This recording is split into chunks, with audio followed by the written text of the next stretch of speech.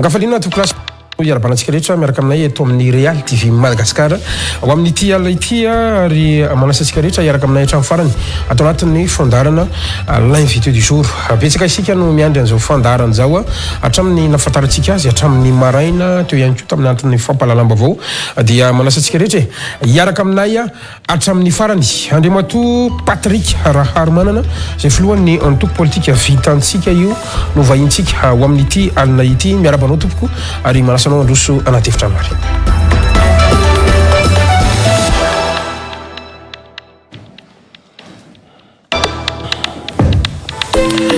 Andriamatoa Patrick Raharomanana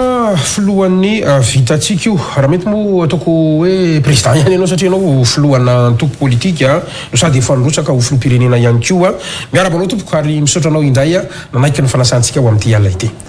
Dia makasitraka indrindra namana Gaskara ary makasitraka ihany koa ny Real TV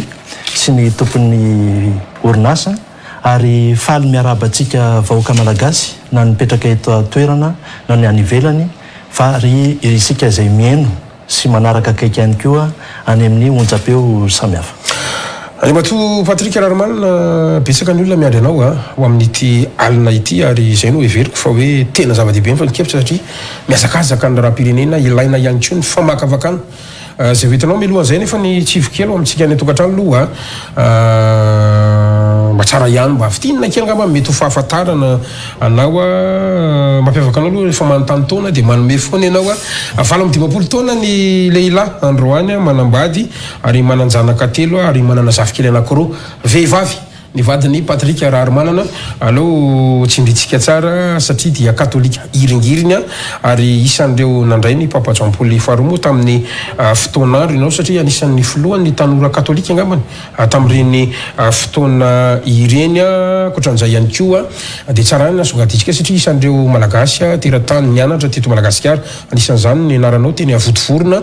nazahoanao ny ingénieur momba ny rano ny fambolem-bary anisan'ny tena satria ho resako kely iny lao tsindry kely satria manana olana ara-bary ihany koa Madagasikara androany ary mahay manokana zany momba ny ataontsika hoe foto-drafitrasa Andriamatoa Patrick Raharomanana ny angofo sy ny informatika ihany koa anisan'ny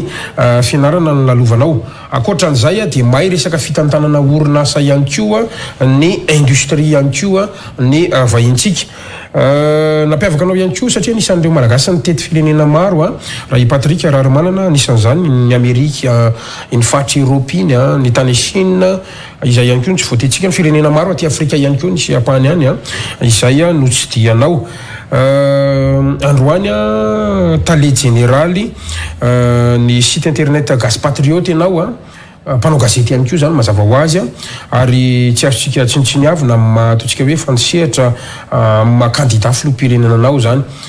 efa candidat filoham-pirenena anao dia zany moa zany mipetraka ho anaty CV foana tsy mampanina anao zay ngamba mety ho fampidirana foy tsy fantatra raha misy mety hoe anitsinao kely fa ny antony zany dia hoe notsongaiko manokana reo mombamomba anao satria maromaro ihany nitako tany fa reo zany ny ataontsika hoe misy fandraisany amin'ny ady hevitra zay hoentsika Patrick Raharomanana dia fantatra ihany koa amin'ny ataontsika hoe faneho-kevitra mamaivay mahitsy ary mety maro ny ataontsika hoe tsy mahazaka an'izay faneho-kevitra zay ary ataontsika hoe teknisianina anao mihitsiny mpandalina politika anao mihitsiny ary zay le ataontsika hoe fiteny mahitsy sy manana loharanom-bavao maro sy marina zay no tena hoe antony nanasaka anao zany androany isan'ny tena ankafizan'ny olona anao ihany koa le pilokely ko tsy maintsy resatsika kely ngambany anatin'le izy zay ny fampidirana foy tsy fantatra olo raha misy anitsinao anazy fa tonga dia ataoko vavany avy hatrany satria septembre 2024 sy 2025 tsika sy anao niaraka teto amin'ny fandarako teto falany volana mety 2024 tsika eo tavaverina nametraka fanontaniananao tamin'izay ho candidat filoham-pirenena ve anao dia iverenako le fanontaniana satria manomboka miresaka ny olona rehetra ary fantatriny daholo reo mety ho candidat rehetrarehetra fa ny teninao tamin'izay fotoan'izay dia hoe raha ohatra ka ilain'ny vahoaka dia manao raha tsy ilain'ny vahoaka moa dia mitony ny asako andavanandro ianao mbola tazominao ve izay androany sa rehefa miova ny tontolo politika dia mety zavatra fa mivaly teninao mbola tazominao ve zay tompoka mbola tazomiko miandro zany ny mety ohatrany ahoana nefa ny afantaranao hoe ilain'ny vahoaka sy tsy ilain'ny vahoaka ny marijefinao réaction Facebook vesa commentaire sa ny fanambarana isan'ny tokony vesa anisan'ny napalazanao ihany koa ny resaka rakitra mantsy tamin'izany fotoana zany rehefa miresaka tsika hoe tao anao rakitra ary tsy paipaika fa tsy vitako rery io fa vitatsika io ary zay mihitsy ny atoko politika ka zay mihitsy moa anisany ho resahantsika eto namana gasikara hoe ahoana moa no andrefesana hoe ilain'ny vahoaka na tsy ilain'ny vahoaka ny vahoakany amin'ny ankapobeny a manana fomba firesaka izy manana fomba fiteny ihany koa izy mety misy ny miantso mety misy ihany koa ny zava-misy no manosika anao hatrany ao anatin'le izy a tsika moa fantatry ny rehetra hoe tamin'ny 13 efa candidat tamin'izany dia tonga ny 24 tsy nanao ahako fa nanoana candidat hafa dia ny am'ty indray mitoraka ty kosa dia ozy ahako hoe fotoana tokony hirosoana hatrany zao a ary zay no mahatonga hoe manentana ny vahoaka ray manontolo hiaraka hijery tsy mbola fotoana propagande moa zao a fa mametraka ihany kosa hoe tia ny lalana tokony ho ale raha araka ny fomba fijery ny vitatsika mbola crédible nefa ny fahafantaranao ny tenanao ve androany satria firenena resakitsika candidat filoham-pirenena resakitsika taoriana zay taona maromaro zay a no resantsika ataoko fa tao anatin'izay folo taona nanaovako ny sehatra tao anatin'ny resaka politika satria ny tena moa zany ingénieur dia hitako hoe misy foana zany a le zavatra tadiavin'ny olona ary ny tena mahatsapa hoe vitan'ny tena ny miaraka amin'ny rehetrarehetra za zany mametraka foana hoe vitatsika raha za manokana zany a tsy dia tena hoe tiako loatra le hoe vitako omeko fa ozy aho hoe vitatsika io ka tsy za rery zany zay no metrahako azy raha ohatra zany malagasy androany mbola hoe vonona hoe ndao ary fa ho arenitsika ty Madagasikara ty ho ataotsika ty Madagasikara ty dia zay nge le fahavonona ny rehetrarehetra zange amin'izany mety mitarika fotsiny fa raha ohatra ka misy candidat tsaratsara kokoa no za mahavita kokoa no za tsy hitako izay olana am'izay farany iza no ataontsika hoe loharanom-bavao ny Patrick Rarimana na ny gasy patriote mihitsy amin'ireny misy fotoana manana dossier mafana ho antsika mpanao gazety misy ny atao hoe scoop ao anatin'izany rehetrarehetra zany afaka mamoaka venao ny amin'ny loharanom-bavao anao satria mampametram-panontaniana indrindra fa ho ary tompona ndraiky mpanjakana mihitsy io moa zany amin'ny tsika mpanao gazety moa zany zavatra tsy fanao mihitsy no mamoaka hoe ianina na ianina io tonga amin'le hoe natapahan-doha ary tsy mivoaka ny loharanom-baovao zay le fatokisana apetraky ny teny zay zany a no mahatonga ny olona manome an'le vaovao ary efa resako matetika zay a ny vaovao avy ao anatin'ny foana no mipotra fa tsy avy any velany manahoana ny fahamarinana nefa ny fahamarinana zany a be dia be ny zavatra tsy maintsy hoe rahanao maso satria ny ao anatiny mety ohatra hoe asa tsaiko sampitondra izy dia miady ohatra zao ohatra tsotra hoe misy ministra zao tonga any votivorona dia rehefa miverina avany izy a dia mirehatra ny tanàna ny latsinaina dia misy ministra anankiray indray nefa tian'le ministra anankiray hopitehana dia ianao zany mahenony resaky ny isan-karazany dia manontany ianao hoe ahoana ny ohatran'izao le ministra ao a mety tsy teny anao mihitsy izy ny zava-misy any satria mety mahakasika azy le izy fa mety misy mpianatra ao indraindray mety gardien mety indraindray mety mpamafatrano ihany no afantaranao ny mpamafatrano ohatra tsy manana endrika mihitsy izy hoe hitady tombontsoa manokana ilaza aminao nefa izy mety mahita tsy atako taratasy any anaty poubelle ohatra dia iny taratasy anaty poubelle iny tonga any aminao dia dinianao hoe marina ve ty sa tsy marina iza ohatra zao zay ministra rehefa mandala ny votivorony zay ka zay sarotra be moa no milazana zany satria zay ny tafiditra ao anatin'le hoe source d'information zany fa zava-misy zany misy milaza fa hoe mivarotra information ihany koa Patrick Rarimana na marina ve zany ny information zany a sarotra be ny hoe amarotanao azy fa ny zavatra misy zany dia hoe indraindray misy amin'ny toeranao zany sarotra aminao ohatra ny mamoaka an'ilay vaovao dia mifampizara amin'ny namana dia indraindray a ohatra hoe misy olona nge mieritreritra zao hoe diso zany vaovao zany tsy hoe diso akory le vaovao fa alefa meloa le vaovao mba hanakanana n'le zavatra mety hitranga fa hoe sarotra aminao ny amoaka an'le vaovao zany hoe misy limite ihany zany raha ohatra hoe Patrick Rarimana misy fetra ihany ohatra hoe aizany ohatra hoe omena ny mpanao gazety omba amin'ny fanjakana zao le vaovao satria le olona ao amin'ny fanjakana ny tianao ahazo an'le vaovao ny vaovao zany tsy voatery hoe ho antsika mpijery fotsiny fa mety zavatra ho alefanao afatra ho ana ministra anankiray na ho ana prime ministre na ho ana filoham-pirenena izy ny tena tianao andefasana an'iny afatra iny dia raha zany mamoaka an'le afatra tonga dia hoe sy Patrick zany tsisy miaina fa raha ohatra ka ny mpanao gazety eo aminy mamoaka an'izay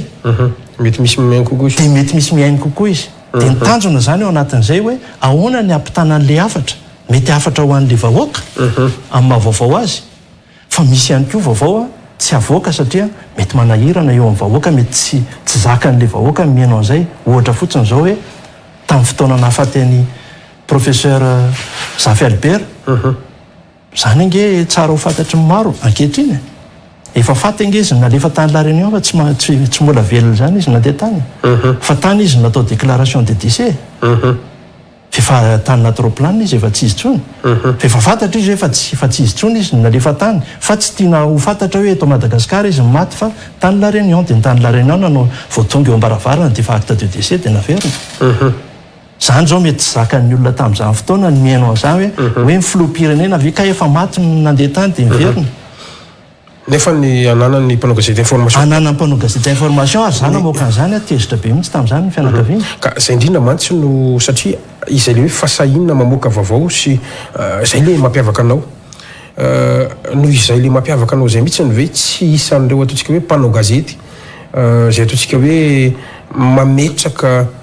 takalom-bola na hoe manao karazana menace amina loharam-baovao maro samihafa na mpisehatra maro samihafa ave Patrick Rarimanana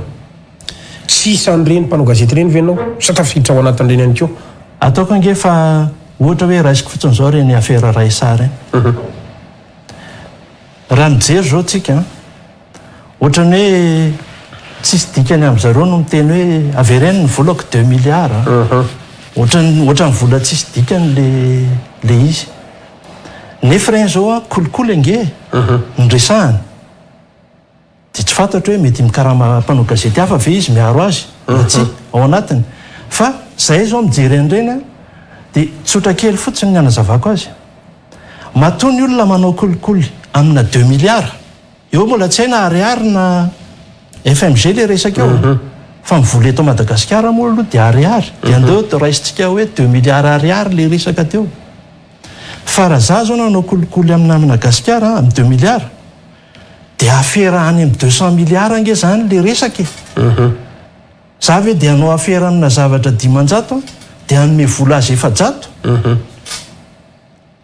ianao zao tsy mahana 200 milliards za tsy mahana 200 milliards dia iza zany manana an'izany efa any amin'le avo lenta be nge zany io resaka io dia zay zany hoe zahay zany tena mametraka foana hoe ty misy loharanom-baovao ahoana ny fomba iresahana an'izay zavatra zay namoaka anarana be deaibe izy tao anatiny tafiditra tao daholo ny olona amin'ny fitsarana ambony sinsisa ny bian koa moa tamin'iny laza hoe efa manao ny asany izy dia zay indray zany mametraka foana zay tsy tafiditra tsika mpanao gazety tsy tafiditra ao anatin'izany hoe secret de l'instruction zany azavaiko tsara zay za zany tsy ampitahorin'ny bianco amin'izany tamin'ny affaire Amady izy mety niteny an'izay hoe andray fepetra izy sy ny ohatran'izany tsy ampitahorina amin'izany satria tsy ao anatin'ny secret de l'instruction nge zahay mpanao gazety dikany hoe secret de l'instruction raha ianao zany tafaroroy amin'iny avocat ianao mahafantatra an'le dossier ianao zay no atsoina hoe secret de l'instruction za tsy nanao fianianana hoe tsy hamoaka n'iny tsy ambaratelo iny teo anivon'ny fitsarana tsy nanao an'izay fa asako ny mpanao gazety fa mety hoe teo anivon'ny instruction no nazahoanao ny loharanom-baovao mety teo anivon'ny instruction no nazahoako ny loharanom-baovao fa iny tsy fantatra hoe iza ny namoaka an'iny le mpitsara ve ny namoaka an'iny sa le olona voapanga sa le olona mpitory sa ve le mpamafatrano tao amin'ny tribunaly sa le secrétaire général sa ny chauffeur zany moa anjaranay tsisy azonao roroana amin'izany fotsiny tsisy an'ireo ataontsika hoe mivarotra vaovao koa zany na hoe vidim-bola dia mamoaka vaovao sotra zany mantsy zany zao no anisan'ny manimba ny tontolo ny asa fanaovana gazety androantsika amin'ny resaka mantsy ny olana hatrany ange amintsika mpanao gazety ary io zany amin'le hoe fandreovatena mpanao gazety petraka hatrany hoe ny asa fanaovana gazety zany tsy mahavelona eto Madagasikara miarokaloka amin'izay ve tsika noho ny etika sy ny déontologie ohatra azavaiko tsara betsaka mpanao gazety betsaka ihany koa asa raha tsy diso angiara-tsiraonana no niteny an'izay hoe rehefa tsy manana orinasa fanaova gazety rehefa tsy manana hélicoptère dia aza manao zay indrindra ny manimba an'le asa fanaovana gazety satria ataoko hoe zahay satria za efa miroso ao anatin'ny resaka politika ny vao manao politika dia efa tonga dia manangana radio manangana télé manangana gazety mba hiaro an'le zavatry ny tena sy voy an'le zavatry ny tena zay dia efa manimba satria ohatra fotsiny zao hoe au nivon'ny présidence ohatra zao ny azy zao dia tsongainy indre mandeha ihany ianao no natsony tao amin'ny présidence raha vao nafanafana le resaka dia tsy nahita gasikara natsonatsony zay moa tsy mbola natsona zay raha teo moa lazaina hoe facebooker tsy manao asana mpanao gazety zay tsy mbola natsona amin'izany tsy dikan'izay zavatra zay zany le mpanao gazety nefa rehefa mandeha miaraka amina ministra rehefa mandeha miaraka amina mpitondra dia mahazo felaka kely moa izy firesahantsika ty fanaovana gazety satria ahoana tokoa moa ny orinasa ave dia ahavita na Madagasikara hitondranao nday ataontsika tsy any amin'ny resaka politika hoe ho any Egypte andeha any amin'ny Tchad na ho any Egypte andeha any amin'ny Barea tsy manana fahefana amin'izany ny orinasa mpanao gazety dikan'izay tsy maintsy le mpitondra foana no mitondra dia rehefa mitondra anao avany dia efa tsy mahazo manaratsy Barea anao raha misy zavatra tsy nilamina tany tsy mahazo manaratsy ianao nefa ny zava-misy tany Egypte ohatra no resahako dia ny saina ange ny aorita nomena ny boekely tany ny saina le ministra zany mba miezaka hoe ndao ranga tena mba hapreveny reto bantikely reto fa mba efa miakatra quart de finale fa miakatra canne dia mbola misy any iaorita ray ihany iaorita roa nefa rehefa miverina ty amin'ny FMF 60% ndray lasa volan-dralahy boekely miaderia 40% fotsiny azy zany zava-misy eny ary iny moa fampidirana kely fa tonga dia idirantsika ny Raramafana Patrika Raramanana Tetezamita zao no malaza fa milohan'izay Tetezamita zay nisy an'reto teboka anankitelo reto mba tiako hitondranao ny famakafakanao satria ireto teboka anankitelo reto afahantsika miroso amin'ny resaka Tetezamita eo ny voalohany dia zao nisy an'ireny le fipartany taratasy na hoe fuite ozy ny teny frantsay taratasy ny présidence zany hoe tamin'ny alalany dirikabin'ny présidence tany kabinetra ny fiaditinan'ny république nalefa tany amin'ny Ramatoa masivoan'ny fondrana Europiana zany a Madagasikara sy Komoro taratasy izay mametraka mazava ny position ny fanjakana momba ny fifidianana voalohany ny vola zay nena aloha raha ny vinavinaseny izy 144 to 70 no ao anatin'le taratasy ny faharoa tena mametraka fa sady tsy hikitika lalana ny fian'ny fifidianana no tsy hikitika ihany koa ny senia no tsy hikitika ihany koa ny ACC ho resantsika ny antsipriandre avy eo fa la izy le mivoaka dia nisy ihany koa ny ataontsika hoe valikafatra avany amin'izay solotena no masivoan'ny fondrina Europiana eto amintsika izay ohatriny ahoana ny andikanao an'ireny inona ny ako an'ireny any amin'ny ataontsika hoe fanomanana ny fifidianana eto Madagasikara tokoa malaza be manko amin'izao ny hoe anao Tetezamita misy aza moa ny fanambaran'ny vondrona Europiana tamin'iny hoe raha ohatra ka hifanarahan'ny malagasy ozy ny fanaovana ny Tetezamita dia zareo tsy manakany amin'ny fomba diplomatique reny dia hoe manaova Tetezamita zay dikan'ireny amin'ny resaka raha ataoko resaka mahitsy zany dia zay ny dikan'ireny manaova Tetezamita zavatra mety hitranga zany dia ny ohatran'izao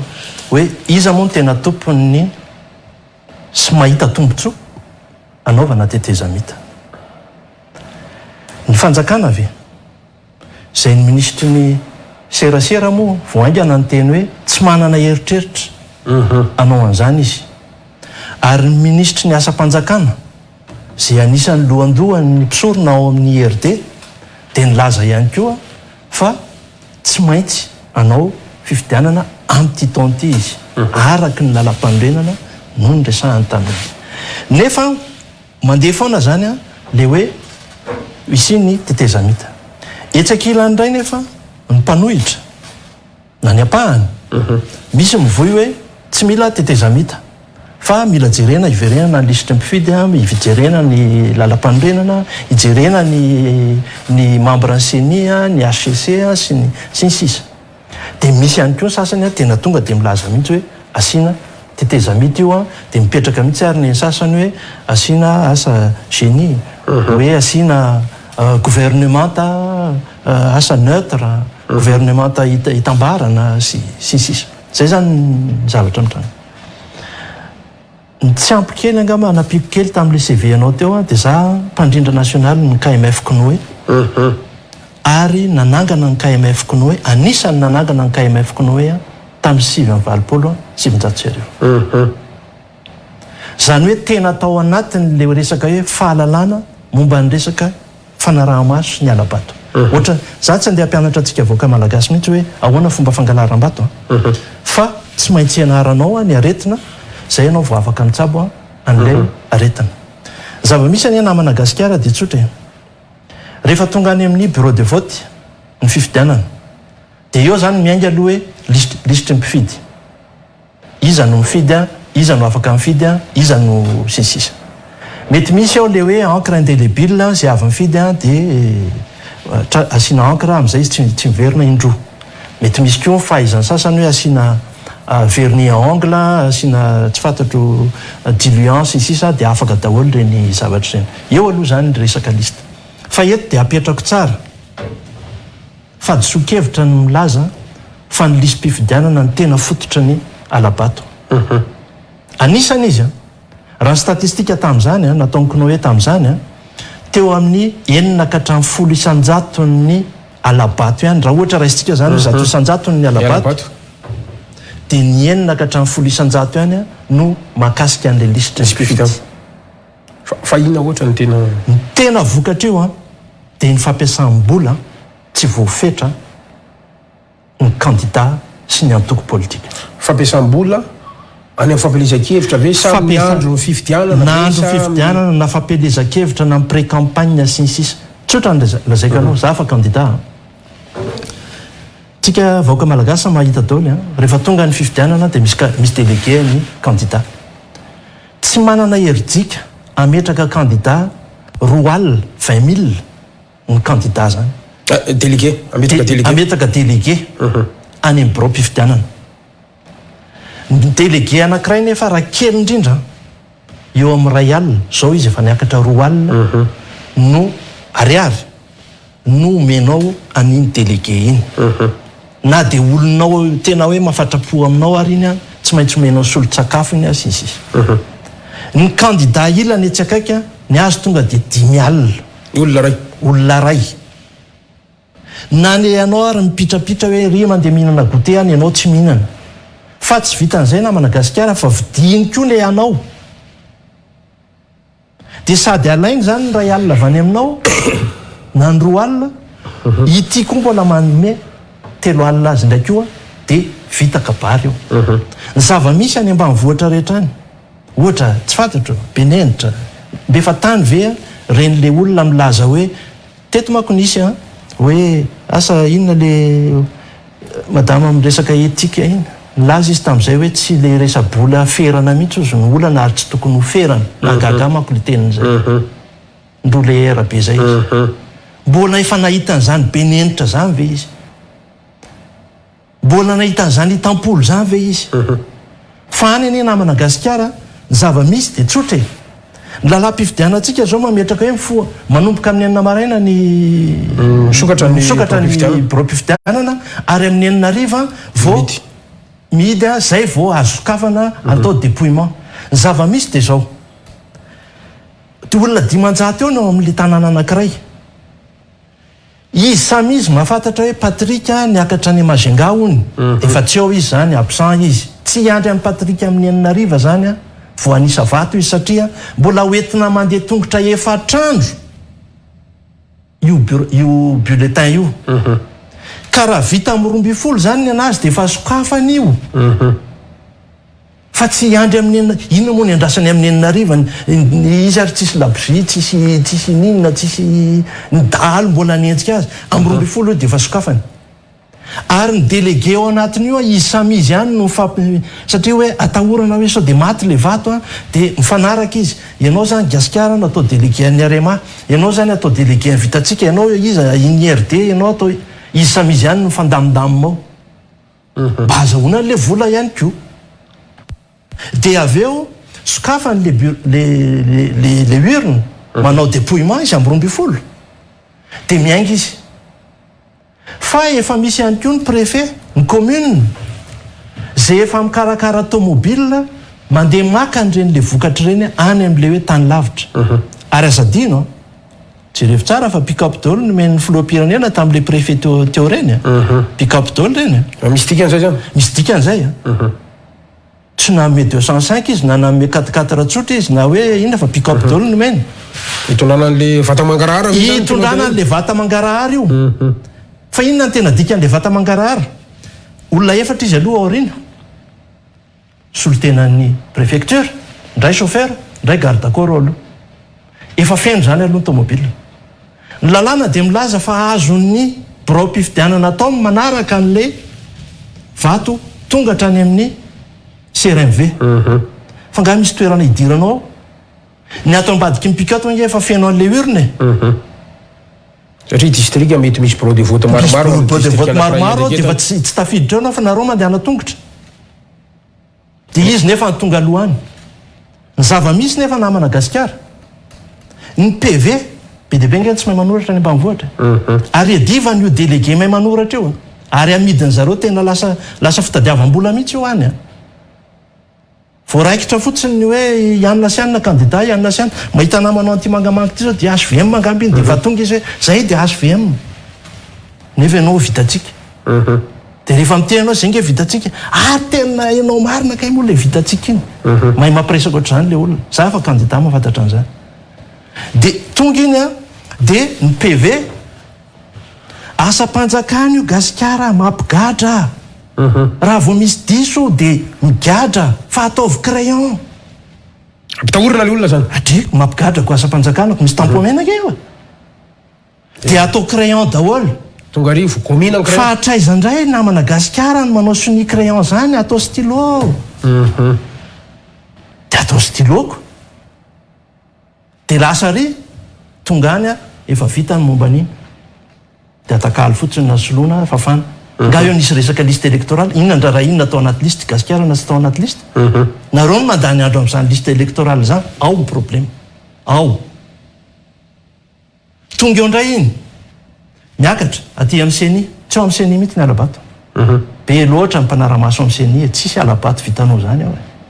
hoe misy logiciel hony amboarina dia 1+1 lasa égale 3 dia 6+10 lasa 18 dia tsisy an'izany ao fandanim-bola fotsiny hoe 3 millions de dollars anaovana logiciel dia avy eo anaovana atsona Union européenne anao tsy atatro gauche droite eo fandanim-bola fotsiny zavatra vita atao amin'ny CENI tsotra kely fotsiny iza no ampakarina aloha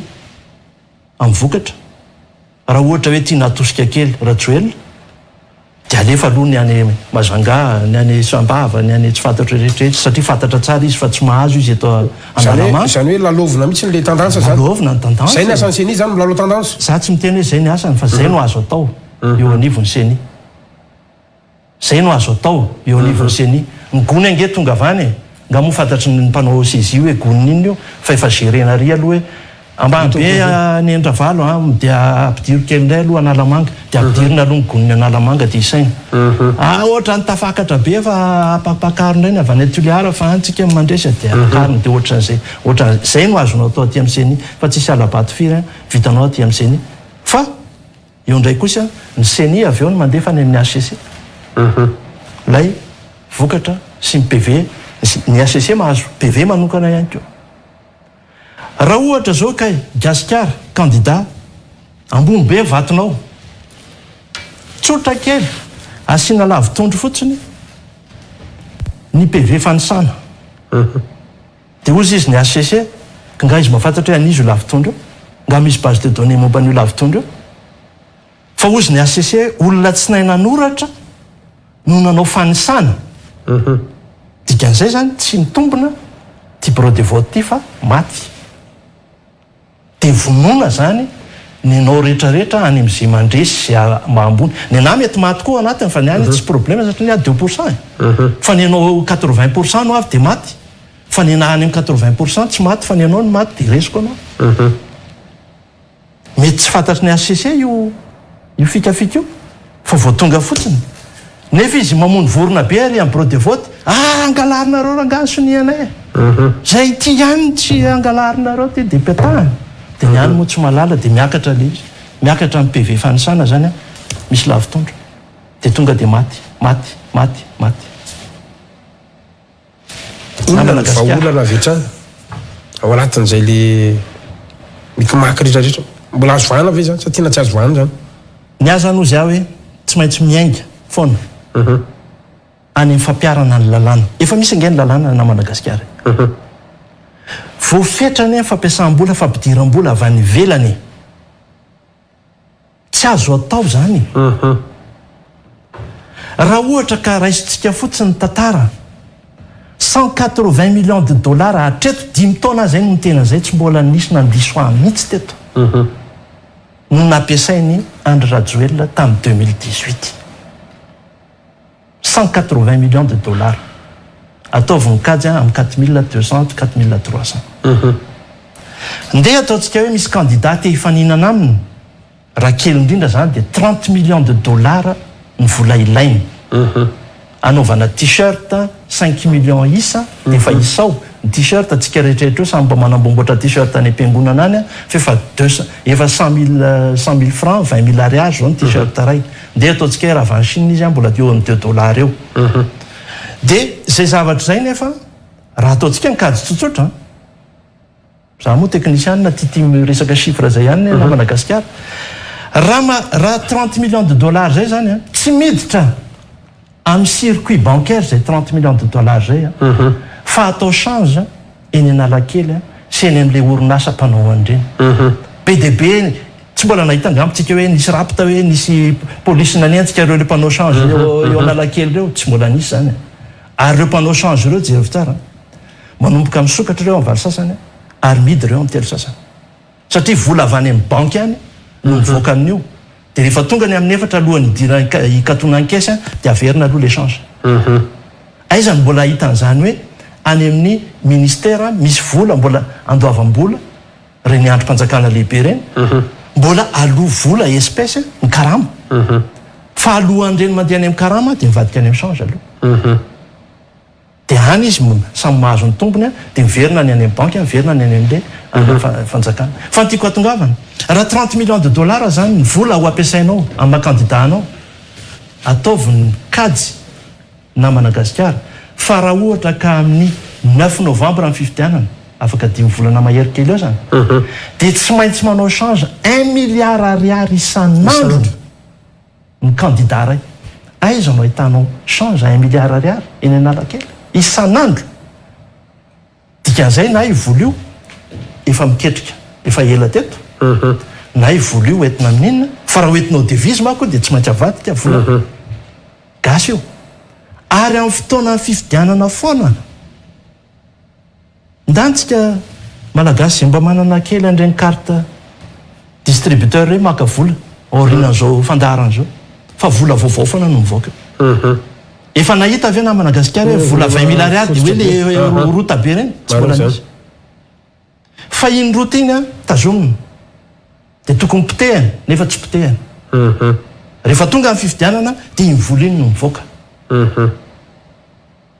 reny vola 500 efa simby reny no mivoaka reny vola 2 arivo reny no mivoaka aiza nisy candidat na Madagasikara asa andraraka vola avy eny ambony hélicoptère zavatra ny ainana ange zany satria ny tena candidat vola tsy ny sasaranao ange zany dia nefa zany zava-misy dia ozy aho hoe raha tsy manomboka ny fampiarana ny lalàna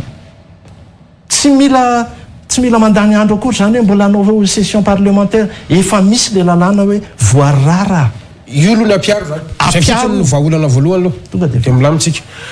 nalaitra anao ny publication anao tena ozy hoe ahoany ty fa tena andao ato farak'izay aingana ny fandarana Patrick Raromanina manino Patrick Raromanina no nanao publication tena hoe mandefa afatra na message amin'ny filoham-pirenena Andry Rajoelina hoe manaja tena aza mirotsaka inona ny antony tompoko ny azy zany resaka fitiava-tanindrazana no manesika misy olona mako manao hoe zay le candidat en 0,, dia matahotra adve matahotra adversaire matahotra ny tsy olany vavany tsy manam-bola sy ny betsaka zay fois amin'ny varavaran-dehibe o zay voa amin'ny varavaran-dehibe averiko eto indray mandeha zao manko ny zavatra mety isy namana gasikara raha raisiko ny zava-misy ankehitriny a ny filoham-pirenena amin'izao a tena efa ratsy toerana satria le fahantrany ny vahoaka zany tena efa lalina tsy hitanisa tsony a ny vidim-bary a tsy hitanisa tsony a ny zavatra mitranga rehetrarehetra fa atraizatra amin'ny tanyny tany a no vary ray gonina efa tafakatra 200 000 ariary na dia hoe amin'ny fotoana maintso ahatra aza hatramin'ny oviana ny menaka no efa tafakatra efa any amin'ny 2 sy 1 alina hatramin'ny oviana no fatrano no efa tafakatra efa any amin'ny 200 000 ariary trano tsisy dosy tsisy kabinet tsisy nina nefa ny karama farany ambany zara raha misy a ny any amin'ny 9 sy roetsy dikan'izay zavatra zay raha milatsaka zany ny candidat raisiko tsara raha milatsaka ny candidat Andrinirina Rajoelina dia mivonona izy fa tsy maintsy lany izy premier tour raha te ho tafita izy satria raha ohatra ka lasa 2e tour izy azadino ho betsaka ny candidat eo ary zarazara io vato io ny vaton'ny Andry Rajoelina tsy maintsy hizara ny olo-kafa ny dikan'izay zany raha vo lasa 2e tour izy dia resy izy ny any fahefany ampandresy azy zany dia afaka premier tour izy mety ho diso zay ahako ny famakafakako fa iza ny namana gasikara no atoky fa tsy nangala bato izy raha ohatra ka lasa premier tour saky anandrana premier tour de vita izy tamin'ny 2024 fa nisy fetrany any ny zavatra azo natao ny dikan'izay zany a jere fotsiny olona chauffeurna bajajy tany Sambava za mino mitsy fa tsy mpikambana IRD izy iny na olona nanoana ny Andry Rajoelina tamin'izany fa nisy akanjo nyzaraina tamin'izany dia bananana izy dia nanaovana iny nefa rehefa mipoka le resaka vanilina izy ny tonga ny totofan'ny olona teo satria nanao akanjo ny Andry Rajoelina zany hoe zavatra mety hitranga zany zay manao akanjo na Patrick Raharmanana koa zany mety ho totofan'ny olona sanatria na mety manao akanjo na Valmarana na mety manao akanjo ny any ratsy be zay fa raha ohatra izy zany tonga dia lasa premier tour de vita iza niteny aminao fa raha za koa ny candidat dia tsy mba hiteny koa hoe premier tour de vita iza niteny aminao fa ngara Valmarana tsy hiteny koa hoe premier tour de vita zavatra efa nataony zany tamin'ny 2002 iza niteny aminao fa inga sy hiteny koa tsy hiteny koa hoe premier tour de vita iza koa niteny aminao fa reo candidat mbola be dehibe za mihiny fa mihoatra ny 3 ndray am'ty mihoatra amin'ny 3 am'ty hoe mitambatambarina reo za azoko antoko zany mihoatra n'izany dikan'izay zany a korotana nitranga eto amin'ny firenena raha ohatra ka anao premier tour de vita izy raha ohatra indray izy tsy lany ohatra ny tsy noko loatra isy ny filaminana ao arinan'izay zany hoe tsy anankiresy koa izy raha ny famakafaka amin'ny Patrick raha famakafaka tsy anaiky izy zao ary rehefa mandeha ny hoe andao asina tetezamita iny mbola iverenatsika iverenatsika dikan'izay hoe tsisy lalana tsony ve le Andry Rajoelina zany tsisy isy tsony na hoatsy na hoatsy tena miteny mihitsy a fitiavana ampitiavana ny tenenako an'izany tsy misy exil tsony zao na reo olona ataontsika hoe mpanambola sy mpandraraha manodidina ny filoha zay mangeja mafy ny toe-karentsika zao ary manana tombontsoa tsy isin'ny korotana alohan'ny fifidianana ao arinan'ny fifidianana teniko teto fanany namana gasikarany hoe nahoana moa ny olona manan-karena eto amintsika no pitehana foana nahoana ny orinasantsika no pitehana foana tsy mandeha lavitra nanomboka tamin'ny 2002 ny pitehana nisy ny 2009 ny pitehana zany tiako zany nisy ihany koa ny 2018 nisy ihany koa mipotika atao anatin'izany mbola any daholo ry Claudine mbola any daholo dia ahafaly atsika ve ahitan'izany mamy Ravatomanga hoe hopitehan'ny olona koa ny azy za zany manao hoe le olona manamboly reny tokony atosika aza ny tanora anambola mety misy zavatra tokony avoazona kosa hoe fa maninona moa dia tsy maintsy ry mamy Ravatomanga foana mahazo an'ity marché ity maninona tsy maintsy ry Claudine foana maninona tsy maintsy ry mbola foana maninona tsy maintsy ry anina foana fa ny tanora sasany maninona tsy manao zany zany mety hoe adevitra hafa fa ny zava-misy eto aloha ny zava-misy hatramin'izay zay mpandraraha tsy miaraka amin'ny mpitondra dia tsy mahazo ninona dia voatery foana zany le mpandraraha lasa manohana ny fitondrana foana ary le mpitondra mihitsy no manao hoe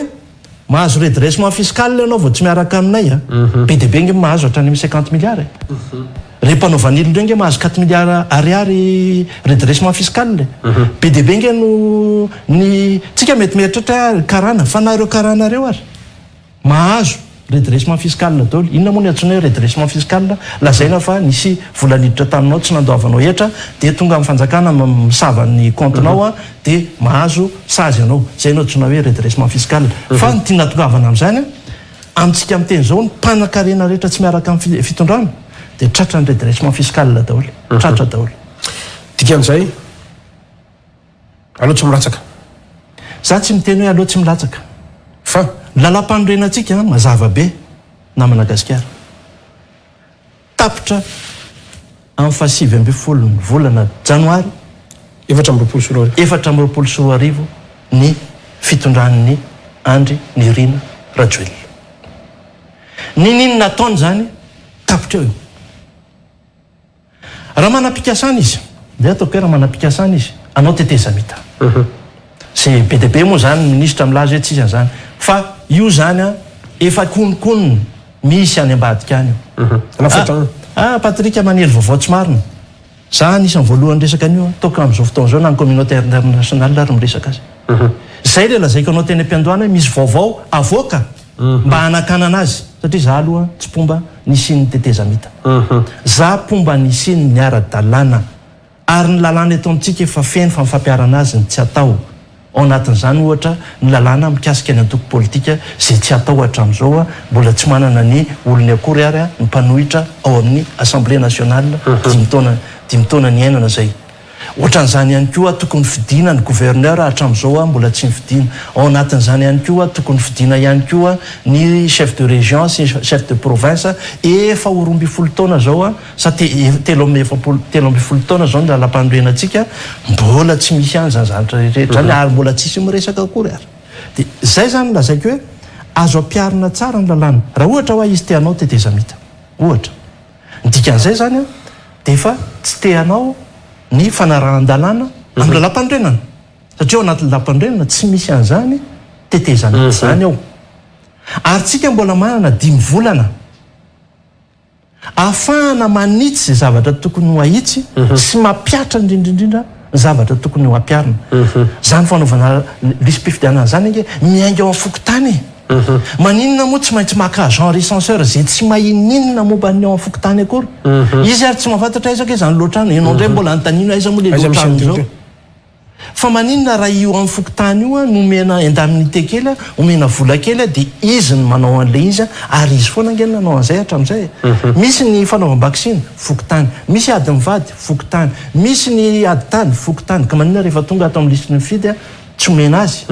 izy nefa mahafantatra olona hoe Patrika dia mipetraka eto Patrika tsy mipetraka eto fatan'izay faharoan'izay tsika ve zany na Madagasikara dia tsy mba hivoatra mihitsy iny ampelantananao iny zao misy telefôna pady dia ataontsika hoe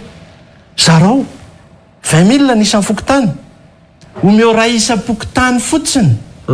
kely ange zany raha ataontsika hoe tsy haiko 200 000 ariary ohatra ny vidiny anankiray ampitomboiny 20 000 mbola kely zany anohatra amin'ny budgetny firenena sy ny enjeu ao anatiny za aloha dia tsy ao anatin'le hoe andao tsika angatabola le basket fondé izy raha za mihitsy dia aza omena ry communauté internationale aza omena vola zay fantatrao tsara tamin'ny 7 janoary 7 sy 4 arivo fa afaka 5 taona katroka tsy eo ntsony ianao kinanina tsy nanao tsipaipaika ianao ary de fa hoe nanao rakitra mba mividiana eria bioririky inge misy mivarotra an'ireny le boatin-drakitra ireny de efa nanisy ianao aty 2000 ans isa-bolana na tsy fantatra de io ny tsindrovana ary fa tsy hoe tonga eo de zay tsy manam-bola non anao stady manara-penitra anao mandany 70 millions de dollars 70 millions de dollars ino moa fahadevitsika nanina raha nividianana lacharu 1000 lacharu tracteur mitrosa vola anao naovana téléphérique tsy fantatro inona daholo ny zavatra hoe tsy ilaina za tsy miteny hoe ratsy fa tsy zay ny mahamaiky fa mahafiranena ray malagasy atsika na Madagasikara ianao ve zao hiteny hoe mariagenay de ho atao amin'ny volana novambra nefa tsika amin'ny volana me hatram'izao mbola tsisy vola iatrehanao an'izany mariagenao zany nefa zavatra tsy maintsy ho ataonao toy ny hoe manao didipoitra anao zavatra tsy maintsy ataonao amin'le zanakao zay zany lazako hoe raha ohatra izy ka mieritreritra anao tetezamita tsy manaraka ny lalam-pandroenany zay ary ny compteur miodina arakaraky ny tsy andraisan'ny fanapahan-kevitra amin'io fifidianan'io zany no mahatonga azy hotery ary rehefa tena tonga eo de ianao miala tsy filoam-pirenena ntsony ianao za aloha ny atsotra kely na tetezamita na tsy tetezamita 19 janvier 2024 tsy izy ntsony ianao raha ohatra indray moa anao ka hoe manaraka an'le tenitra za tsy manery sosokevitra ny ana hoe manaja tena mivoa mivaravarana lehibe monsieur le président any ianao tsisy manenjika tsisy mamono tsisy mandoro ny tranonao tsisy za tsy miteny hoe doro tsy miteny an'izay na zany mamyraha vatomanga zany tsisy mivadika to am'izany raha ohatra ka mivoaka amin'ny varavarana lehibe fa raha varavarana tery ao anatin'ny sakoroka mana zay ny natonga anazy zany na Madagasikara namoaka an'iny mba tsy siny tamin'ny 2002 tsy niresahana ange izy iny 2009 manko efa nisy internet nisy gazety nisy iny fin 2002 mitovitovy ihany sary ary nanao forfina ny amiral Diderot amin'ny arivo ny faty olona tamin'iny fa tsy niresahana ary ny tena zava-doza na Madagasikara misy 4 arivo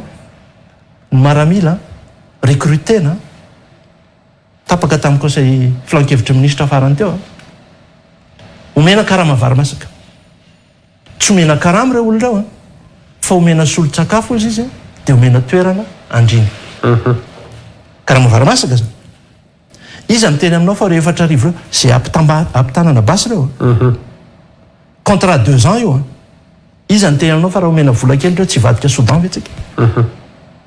mivelako sary rosoro arivo koa satria efa nisy ihany koa nge nitafika sy ny zanadambo hoe nisy ny zanadambo zany hoe gasy am'gasy za tsy maniry loza ozy za tsy maniry loza fa jerevo tsara ny adiny zaza fotsy any manerinerina resaka tokony vitany lamima de lasa faty olona de lasa mety ho adi-poko mihitsy ny farany misy candidat aza moa mbola tsy nilaza candidat izy fa manao mbola vo mitsapany toerana efa hopain'ny sasany aza makaty aminay na ro avany ananina reny nge fa avo be nge ny tension am'ireny na Madagasikara mazava tsara za zany tsy hoe maniry loza sanatria fa iverenako tsara zany hoe raha anao lalam-pandreo anao andika lalam-pandreo anao raha anao tetezamita na ho d'accord na tsy ho d'accord ny filoha sy ny miaraka aminy na ho d'accord na tsy d'accord ny atao amin'ny FFKM na ho d'accord na tsy d'accord ny communauté internationale sy ny opposition fa ny fidirana amin'ny tetezamita de tsy fanarahan-dalàna raha ohatra ndray kosa izy hiditra amin'ny hoe andaotsika tsy misy vola ny fanjakana anaovana an'io nisy taratasy manko nyresahanao tany am-piandohana hoe directeur de cabinet any fididina ny république namoaka n'le nanao an'le taratasy zava-misy moa reny olona reny olo reny de akaiky ny fitondrana reny olo reny de akaiky mpandraraha ao anatin'ny fitondrana misy olona zany mieritreritra ny hoe mpandraraha aty amin'ny kaiky ny fanjakana ave zany mamatsy volany fifidianana oeken'ny communauté internationale ave zany satria ny teti-bola atsika milaza daholo ary nisy taratasy ny foity tamin'ny fionan'ny filoham-pirenena tamin'ny mpandrara mpanao Jean France kay koa ray miteny tsara mihitsy tao anatin'le tatitra ary tsisy nandiso le tatitra hoe atreto ozy ny filoham-pirenena hoe tsy manam-bola tsika tsisy vola azoko menanareo izy fa tena tsisy vola tsika resaka remboursement TVA moa ndresahany tamin'izay satria tsara ho fantatritsika mpiena sy mpijery fa ireo Jean France ireo zany tsy mandoa etra fa izy keo sady mandoa TVA rehefa mividy zavatra fa averin'ny fanjakana iny le roapolo isanjato ny TVA nalainy iny averin'ny fanjakana dia nefa iny tsy averin'ny fanjakana aminy satria ny fanjakana tsisy vola ny fera ozy izy vola ny fera be dia be ihany keo ozy izy ny fanodikodona natao anatin'le izy dia mbola raha maso fa nilaza mazava mihitsy izy hoe tsy manam-bola ny firenena fa na amin'ny efam-panantenana izy hoe amin'ny volana jona dia ho avy ny 100 millions de dollars omeny ny mpamatsy vola ka amin'ny vola io no ahafahana mandohanareo volana jona zany ange namana gasikara azadino raha ilatsaka zany andro rajoelina dia 2 volana enimpolo andro alohan'ny datin'ny fifidianana dia tsy maintsy mametra mpialana izy dia ny filohan'ny loolona antenimeran-dolona no misolotoerana azy vonjomaika zany hoe raha raikitra zany amin'ny 6 novambra ny fifidianana dia ny 6 septambra zany ngiara joelona dia efa tsy filoham-pirenena ntsony dia ianao ve dia ahita communauté internationale bailleur de fonds anome volanao ray volana nefa sisa nipetrahanao eo amin'le fitondrana dikan'izay zany tokony hitsotra fotsiny hoe tsy manam-bola dia inona ny vahaolana tadiavina le vahaolana fa tsy hoe natomboka kely lalana ry dia zesta be hoe ny volan'ny malagasy any nanaovana ny autoroute io sy ny ohatr'izany nefa ny appel d'offre aza tsisy ako mazava tsara mihitsy ono satria miresaka an'izay filoham-pirenena andrajoely zay ianao ndray mbava fotsiny satria tadidiko tampoka nisy an'le resaka asa raha hitanao nisy vaovao karazany ataontsika hoe avy any Israely nivoaka tampoka ihany koa hitantsika tany ary miresaka mihitsy ny amin'ny hoe momba ny filoham-pirenena Andry Rajoelina izay ambaran'ilay gazety zany fa hoe tezitra fa noraisany prime ministre israélienne ny adversairany nefa le adversairany amin'io mbola ohatrany hoe tsy candidat akory resaka le force an'le fitondrana sy le filoham-pirenena mihitsy mantsy ny antony ametrahako amin'izany zavatra any aiza hoe tsika ohatrany ahoana ny analizinao amin'izany zavatra any efa hatramin'ny ela no ndresaka foana hoe ny fitantanam-panjakana zany tokony apetraka amin'ny toerana tokony hisy azy foana amin'ny filoham-pirenena fa tsy nataoko nahagaga reny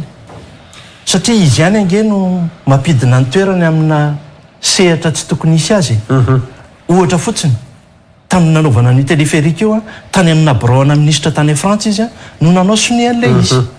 ianao ve filoham-pirenena dia ho raisina ministre za aloha raha sitrak'Andriamanitra sitrakantsika voaka malagasy raha filoham-pirenena ako tsy miala eto Madagasikara raha tsy filoham-pirenena koa mandray raha andeha hanao vakansa ka ilaina ohatra hoe hanao vakansa ny ivelany dia tsy manao comme anao tsy manao ininina anao tsy mitady girofara anao tsy mitady inona fa dia ohatra ny olom-pirenena rehetra ianao fa amina zavatra ohatran'ireny moa tsy maintsy misy foana ny hoe échange diplomatique satria anahirana ihany ny hoe filoham-pirenena malagasy ony maty tany Israely nefa nisakoroka be tamin'iny tany Israely fa ny olana amin'ireny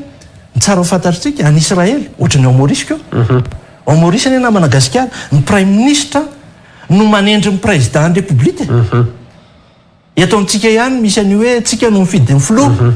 fa ao Maurice olona mipetraka ao Maurice mahafantatra an'izany mifidy ny député dia ny député no mamoaka ny prime ministre dia iny no tondra dia ny prime ministre manendry za zao raha lany prime ministre gasikara ohatra nafinaritra foana le fiarahantsika fa mba ianao zany no atao filoa fa ianao misy no manapa-kevitra raha-politika rehetrarehetra sy ohatran'izay koa ny any Israely ny prime ministre manapa-kevitra ny rehetrarehetra inona moa tokony nahatezitra anao raha ohatra ka tezitra marina izy raha le filohan'ny Israely zay ataontsika hoe filoha amboninahitra satria ianao filoham-pirenena tonga eno ny any amin'ny chancellerie any hoe misy filoha ny tonga ao a ianao ny laza vandeha hitsangatsangana dia mety nanao visity ny fitsangatsanganana hoe teto maty Jesoa teto ny alina teto ny fantsiana izy teto ny silamo zay no alehanao tanko inona moa no nampitomany anao ny resaka rapport de force ny antony nitondrako an'izay matsy amaranantsika an'le izy satria aza nisy an'le publication de ihany koa izy tezitra de miteny ianao ny aiko ary mbola ioatra amin'ny telopolo ka androantsika zany raha ohatra ka ho avy ny fifidianana fa zao meloha ny fifidianana zao dia efa tena maivay be le izy ary tsy fantatronareo amin'ny gasy patriote eo raha mahatsapa an'izay fa zay eto amin'ny RLTV dia tena mahita hoe mafana ty raha ty zala tena misokomiadana le satria tena samy mamoaka ary ny politika dia hoe rapport de force ka ohatrany ahoana ny famakafakanao amin'izay rapport de force eto Madagasikara zay na ireto ataontsika hoe leader politika zay efa fantatritsika voaresaka matetika roa lehibe tamin'ny fifidianana farany reo ihany koa reto le mivoaka mandeha miavatoro mandeha io koa zao pareil auguste koa mamoaka de ARP samy mamoakamoaka daholo zany zavatra rehetra ahoana ny analyse natao hoe rapport de force androany raha i Patrick Rarimanana zay mpamakafaka politika no ametrahako any fantaniana satria betsaka ny ametrahako aza fantaniana zany tsy mahavoavaly tsy haidi intsony izy ty ny alo zavatra hitako zany raisiko fotsiny zao ohatra hoe Hierra Jonary Mampianina miverina eto izy raha ny firesaky ny olona anaty couloir any moa dia izy no mieritrretina fa ho hitarika an'ilay tetezamita mbola tsy fantatra moa hoe iza ny tena mivoy an'le izy fa rehefa tena dinihana samy teo any amin'ny tetezamita daholo izy rehetra fa mody miteny fotsiny tsy ilaina zany tetezamita zany dia izay no ilazako eto hoe aza asiana zany tetezamita zany raha tena hoe vonona marina ekeko 70 andro alohan'ny fifidianana vao teren'ny lalàna ilaza ny daty fifidianana ny gouvernement raha ny marina hoe etsona mpifidy etsona ny mpifidy fa io 6 novembre io nge na Madagasikara dia efa diso efa tsy manaraka ny lalam-pandrenana nge no izy le anaty vampotona ny orana ve isao tsara ny 7 novembre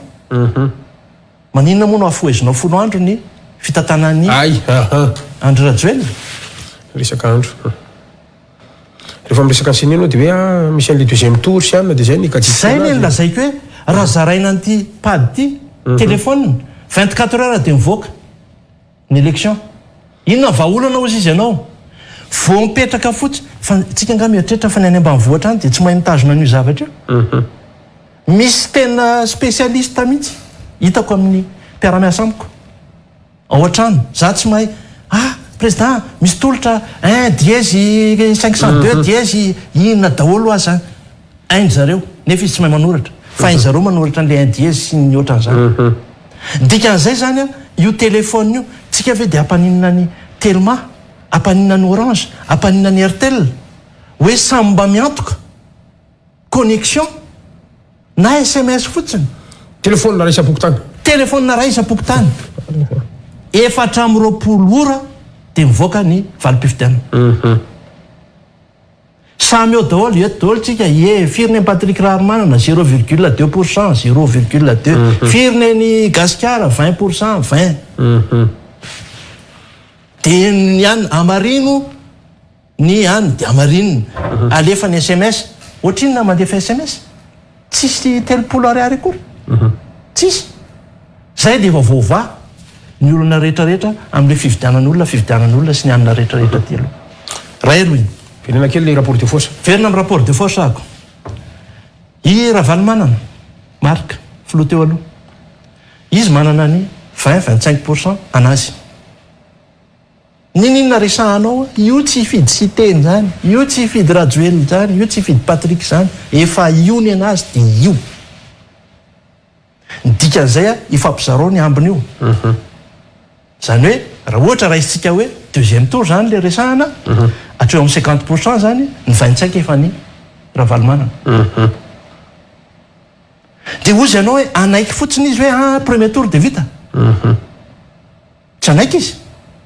Izy mety anaiky satria ireo nge mifampiresaka daholo ny ambadika any. Fampiresaka daholo miara misakafo daholo. Impira amin'ny tena izay eto fa tsy non'ny olona. Fampiresaka ireo. Jereo fotsiny ohatra tsotra resahako tamin'le 72 député nilatsaka teny Tresme. Teny Tresme, iza ny eritreritra hoe hiaraka teny nge zany Ravalomanana sy Rajoelina zany. Nefa sakaiso maso. Fa teny izy. Iza ny miteny anao hoe androany i Rajaonary Mampianina tsy hanohana any Rajoelina indray fa atoky azy ve Rajoelina satria efa mivadika tamin'ny 2013.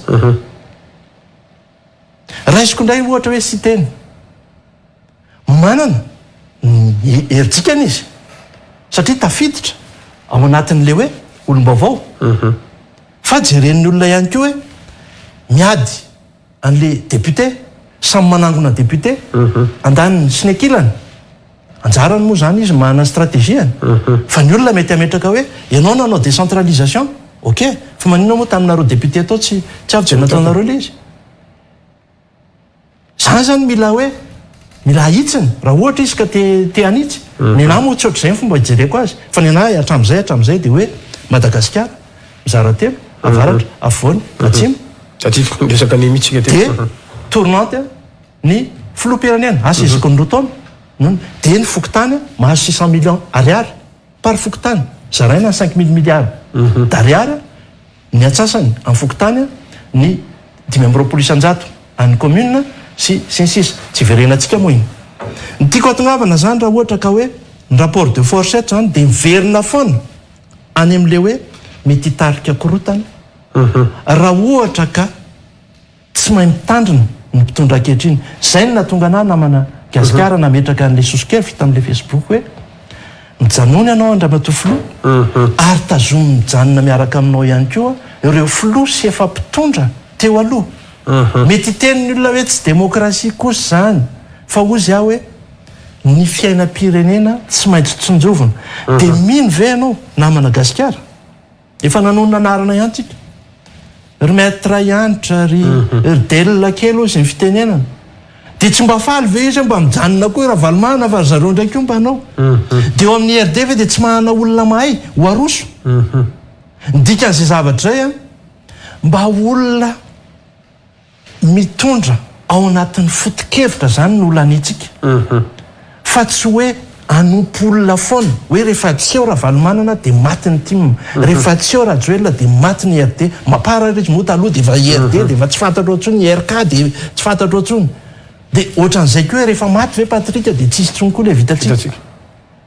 Fa mba misy zany ny alternance ihany koa ao anatin'ilay fitondrana. Ny antoko. Zany nge azo anaovana hoe azo anaovana primaire. Tsy maninona. Inona moa mahasakana zany. Mety afinaritra hoe ao anatin'ny vitatsika misy candidat maromaro na hoe ndao ary tsika antoko mitovitovy fomba fijery reto. Anao primaire. Raha ohatra tsy lany Patrika, ok, tsy lany. Fa inona ny zavatra olana? Verina any amin'ilay resa-bola foana namana Gasikara. Zany nanam-bola. Zany ho mividy baolina. Dia rehefa tsy zany eo dia hoentiko mody ny baolina. Ahoana moa ny aneken'ny vadiko namana Gasikara hoe za moka 250 millions ho anao satria anao lan'ny primaire ho ataontsika caution. Zany nge dia efa tsy mitompony. Hatramin'io caution io zany lasa resa-bola. Ekeko hoe manjary be dehibe loatra ny candidat raha vao ohatra ka fa be dehibe ny zahatra azo atao ataovy primaire ohatra. Dia zay mahazo vato ny vahoaka afaka mifidy azo alefa internet zany mandeha ny telefônina hoe iza no mifidy amin'ny Patrika dia samy manome 10 000 ariary isan'isa mifandraisany jalo dia efa fond de campagne amin'ny Patrika Raharmanana zany. Zany nge anao ataon'ny olona ny ivelany. Fa ny eto amintsika namana Gasikara tsika ny lafo indrindra maneran-tany ao aorianan'ny États-Unis ny vola lanin'ny candidat isaky ny électeur. Nefa tsika ny gisitra maneran-tany sy tany manitra mihitsy. Ahoana moa ny eritreretanao hoe 100 millions de dollars anambatambazanao ny mpamatsy vola mba tsy isiany délestage vao nyrehatra fotsiny tetsy ata itosy moa filazan'zareo anazy vao nyrehatra fotsiny itosiny dia efa ny apitsony iny voava le olana fa tsy hoe voava ahoana voava kalmena fotsiny le zavatra vola ampiasain'ny candidat nefa ambony lavitra noho izay dia manao na mava fotsiny satria tratiokarentsika fa somary mibahana kely oraray lasa tanaty politika le ana somary adinkely satria misy an'le hoe fikasana no karazana fionambe ny FFKM hitatsika ihany koa zany na de tsy mivantana ary hita somary manery ankolaka kely ihany ny mpiara-miombinantoka zany ao anatin'lay ataontsika hoe isin'izay atao hoe gouvernementa irasan'izay nefa andresantsika teo fa io ny FFKM io asa mety ho lalana raha ihany koa satria ianao zany tsisy andro miombokevitra nisina tetezamita fa ny anakiraha ihany koa somary adinitsika kely teo satria efa napetraka any izy fa tsy voava tsara le senisy le ACC hoe tena maleo tena marina ve satria misy miadevitra an'izany ihany koa hoe marina fa eo ny gouvernementa eo le tetezamita fa retsy koa alao ovaina koa retsy fa tsy arbitre sao de mendandro sy ny sala am'izany mikasika ny CENI aloha iverenako le FFKM rehefa avy eo mikasika ny CENI aloha dia izay le lazaiko hoe lalàna nampiarina ny CENI zany dia misy karazan'olona ny assemblée nationale présidence ny syndicat ny mpanao gazety manana sy ny ONG manana société civile manana solotena ao anatin'ny CENI dia samizy no mifampifidy dia zay no filoha mitarika ny CENI ekena hoe misy membre ny CENI vadina membre ny ACC misy vadina ministre misy tsy fantatro isan-karazany zany ny ao ny azany tsotrakely ny lalàna dia milaza fa rehefa anao liste mpifidianana dia ny antoko politika rehetrarehetra sy ny fiarahamoniny pirenena rehetra dia afaka miditra any amin'ny ratsamangaiky ny CENI manara-maso ny liste ny mpifidy tsika rehetra zao zany afaka avy dia midina any amin'ny fokotanitsika mijery ny lisy mpifidianana azo atao zay tsy voateriny anao ihany zany no jerenao fa afaka mijery ny olona hoe fa hatramin'ny noviana indray moa Patrick no lasa atao anaty liste ny Ambohimanarina ohatra nefa izy mipetraka any amin'ny toeran-kafa zay zany ray faharoa ny CENI dia manana solotena ihany koa ny candidat tsirairay ametraka ny olony ao anatin'ny CENI rehefa misokatra ny fisoratana anarana ny candidature ohatra zany 90 andro mako ny fiantsona ny fidy dikan'izay manomboka eo koa zany ny firotsahana hofidiana dia misoratra anarana zany zay olona hofidiana dia mahazo récépissé izy rehefa mahazo récépissé zany ohatra hoe vitatsika candidat dia hoentina any amin'ny CENI miaraka amin'ny anarana hoe tia ny solotenanay ato anatin'ny CENI dia manana 3 volana zany solotena iny ao anatiny mandra-pivoaka ny résultat ao izy mahasamy hafa azy fotsiny tsy mifidy izy ary tsy mandray vola izy zay zany no mahasamy hafa azy fotsiny ny candidat zany no miantoka azy zay le lazaiko foana hoe PDB ndresa-bola atao anatin'le fifidianana miverina indray ako aty amin'ny HCC mety ilazytsika hoe atao amin'ny HCC dia hoe azo raisina fa tsy mitombona zay moa matetika no feo eno tamin'ireny fa io zany mametraka foana na hosoloanao ary le olona na karazan'olona inona no ataonao eo fa raha mbola mipetraka foana ny vola hoe anateran'ny olona vola amina malety ary efa nisy ange zany hatramin'ireny empêchement reny ange tadiditsika tsara ny zavatra nisy tany amin'ny HCC nisy zany fa mbola tsy nisy ny zavatra raha jerentsika androany ny voka-pifidianana efa misy roplanina miandra ny zareo mitondra ny HCC any Maurice ino moa ny tsokany any satria matahotra sakoroka fa raha tena nanao ny mety izy kinona moa ny tsokany any fa tsy eto ihany izy fa io HCC io foana ny problema tamin'ny androny 2002 moa no entina tany Matasotra reo ary zay no natonga ny Ngara-Valmarana na resy satria ny constitution tamin'izany nametraka hoe ny siège ny HCC dia ao Ambohidahy dia nefa noentin'ny tany Matasoa dia tonga dia mipetahan'ny fitsarana tamin'izay hoe nul n'en a venu daholo ny décision ny assisna niraisina tamin'ny Matasoa dia teo nanomboka an'le hoe premier tour dia vita iny fampatsivana kely tantara fotsiny nisy institut misy ny ary tamin'ny fotoanandro ny tamin'ny CES tamin'ny andronay ny tetezamita anay ny teneko ray tamin'ny andronareo fividianana voalohany zay tika tonga tamin'izany ny tsika nisy institut koa ary tamin'iny a tsotra kely révélation kely moa tsy voamaiky mampiavaka atsika andao Patrick Raromanana ny farany ny soratra anarana ny alahady tamin'iny ary Edgar Razafindravà no taoarinako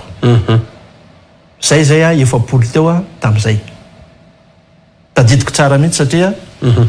zay a no farany zany a niraisin'ny tao amin'ny ACC tamin'iny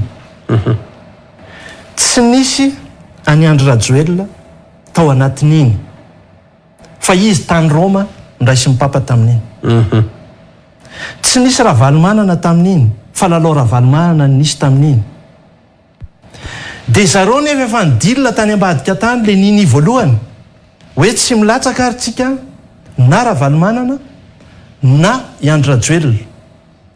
fa nga Ravalomanana napiditra ny lalao Ravalomanana dia ozy izy i Andry Rajoelina tany Roma hoe efa mifanaraka kosa tsika fa tsy miditra ko nahoana ianao niditra zange tsy niditra ozy fa mivadiko niditra ozy le anankiray dia za koa zany tsy maintsy miditra dia ny forcena fotsiny ny ACC tamin'iny CES napiditra ny anaran'ny Andry Rajoelina ny alatsinainy zay efa ny farana ny fisoratana anarana tamin'iny dia inona ny fomba nahafahana nandray an'le izy tamin'iny dia hoe ravana le CES satria rantsa mangaiky an'ny ACC ny fanapahan-kevitra raisiny dia tsy azo ivalozana zany hoe zahay candidat efa ny ekena fa hoe reto no efa mipetraka enim-bolana teto Madagasikara reto manana nationalité malagasy reto na vita nandohetra reto zao dia reto ny lista efa mivoaka ny lista anay tamin'iny fa mba hahafahana nandravan'le lista satria ty efa fanapahan-kevitra tsy azo valozana tsy azo asisika tsony na ny anaran-dratsiraka satria ratsiraka kokoa nanao hoe zahomba hiditra dia zay ny natonga an'izy niverina hoe ravana le CES dia rava ny araka tamin'iny ny fanapahan-keviny dia nasiana CES 2 dia ny fanaraka indray zareo hoe sady tsy manao lalao tsy manao ianina tsy manao ianina fa ny fomba nanaovany azy tamin'iny dia hoe ny anao tara dia tsy raisina tsony ny anao anina dia izy any sisany nandamindamina azy teo nahatonga an'le izy ho nini dia nanao fanapahan-kevitra fa zavatra ohatran'ireny dia efa zavatra tsy izy fa le nini tena hoe avy amin'ny gasy ve zany sa hoe tena satria mandeha resaky hoe avan'ny vondrana irasam-pirenena ihany koa tena nanao vondrana irasam-pirenena tanana tamin'iny fa ianao zany tao anatiny ny problème izy zany tena topo-kevitra zany gasany vahiny raha tamin'ny 2013 aloha ny vahiny zany raha tamin'ny 2013 ary zay foana angenao metrahako hoe raha mbola miankina amin'ny vahiny ny famatsim-bola ifidianana ny filoham-pirenena dinio tsara nge zany ry vahoaka malagasy ka io ary ny taratasy ny fitondram-panjakana malagasy amin'ny alalan'ny italien kabinetra mangataka nge de mako tiako dia mbola mangata-bola ka naninona raha nanao tsy paipaika atao ambadika atao no manana an'izay naninona ny nanao stady manara-penitra ngezabe nefa vola tokony nanaovana fifidianana fantatro tsara faiza mitatana ve zany sa tsy faiza mitatana sa fanahinina dia mba ilazana hoe ndao fa asiana tetezamita ao anatin'ny lalam-pandrenana tompoko tsy milaza tetezamita ary tena efa misy amehana tsy fantatro ngezabe mihitsy vo mety tokony ho tonga amin'izany resaka hoe anao tetezamita zany na avaiza iverenako mako le resaka FFKM teo nisy fambalalam-baovao tamin'ny herinandro zay hoe nisy namaky ny broany FFKM tetsy vohiporaisana dia very ny dossier tao dia very ny ordinateur ny zahanay moa zany le izy hoe nanaovana recoupement tsy dia tena hoe na tsy nisy ny laza eny tsisy ny laza tsia fa ny zava-misy aloha dia ny FFKM zany efa nisy calendrier mandeha efa ela hoe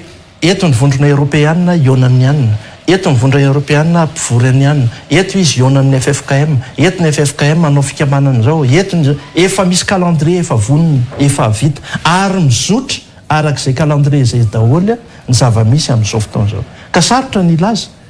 fa tsy ao ambadika zany ny fiambonambe iraisam-pirenena. Ny FFKM ave manana ny fahaleovantenany marina izy, anao andry tsisy maharatsy mihitsy a, fa fotoana ave zao namana gasikara andiniana hoe constitution, fotoana ave zao andiniana hoe lalam-pifidianana nefa ny eo ary tsy ampiarina, fotoana ave zao andiniana hoe asiana gouvernemanta iraisana. Sa ve Patrick Raharmana tsy manam-bola dia hiazakazaka andehanao ministra sitrany mba akahaka vola kely eo indray dia iny vola iny no ampiasaina any amin'ny propagandy mba tsy ilazako ny hafa dia aleoko ny tenako mitenenina. Fa zany inge namana gasikara e, la nisolika anie ny mpanao politika gasy satria tsy misy ohatran'ny any ivelany hoe rehefa mba manana mpifidy ohatr'izao ianao na rehefa mba manana mpitondra ohatran'izao dia omeny ny fitondrana vola ny antoko politika mba tsy angatahana any amin'ny Russia, mba tsy angatahana any Ukraine, mba tsy angatahana any amin'ny Arabo hitadiavana mpamatsy vola. Ka raha pitso afaka pitso tonga le hoe UEM efa vonona ny vola, tonga le fotoana tsisy le vola satria naninona tratra ny problema hafa iraisam-pirenena ny olona tsirairay, tratra ny Covid izy tratra n'izao dia ianao taraiky farany teo. Ka ozy aho hoe be dia be zany ny zavatra mety mitranga fa za dia mamerina foana hoe ampiaro ny lalàna efa misy ary mbola azo atao tsara namana gasikara miroso, tsy hoe azo atao fa tsy maintsy atao no miroso amin'ny fifidianana. Mety hitentsika hoe dia fifidianana maloto ary ve zany no atrehana ka nanina tsy avy dia fandinihana zany tamin'ny 2019 vao niditra teo dia fandinihana maninona tsika nianatra eo zany iverenako kely indranay misy démission antsika nianatra ihany koa, tsika nianatra rehetra mitabataba daholo nefa rehefa tena hoe atsona mandray andraikitra tsy manao, tsisy hita. Be dia be ny olona nianatra miresaka amiko, aza atao fantatra ny anarana hoe président fa manahirana fa zay nge SGR, zay nge mpampianatra ry, zay nge zao ny zanakay mbola kely ka ny zanako nga mbola tsy kely, manina za ihany miatrika gadra fa nareo tsy miatrika. Nefa zay ny zavatra hoe tokony jerena hoe ny malagasy tia mampiana-janaka nefa mifidy olona tsy nianatra. Fotoana zao aiza tsika nianatra, aiza koa nisy generaly ka ho baikona kaporaly. Za zany tsy manome hoe manambany ny tsy nianatra, andao akarina ny tsy nianatra, omena chance le tsy nianatra, omena fahaizana ny tsy nianatra, fa tsika nianatra kosa be dia be nga namana gasikara tsy niverenako 50,000 dimy alina isa-taona ny malagasy mivoaka manana lisansa, manana ingénieur, dokotera manerana ny université enina eto Madagasikara sy ireo université privé 50,000 ao anatin'ny 10 taona zany. Itsika zay nanao demandena bourse misy an'izay le hoe engagement décennal. Taratasy soniaviny io namana gasikara rehefa aka vatsim-pianarana ianao ho any amin'ny anjery manontolo dia manao soni fa hiasa ho an'ny fanjakana mandritra ny 10 taona. Za efa mivoaka tany amin'ny 1989 telopolo taona lasa, tsy resahako zany ny tany fa ny 10 taona mbola tratra ny engagement décennal efa misy 500,000 manana licence ingénieur dokotera. Maninona reto 500,000 reto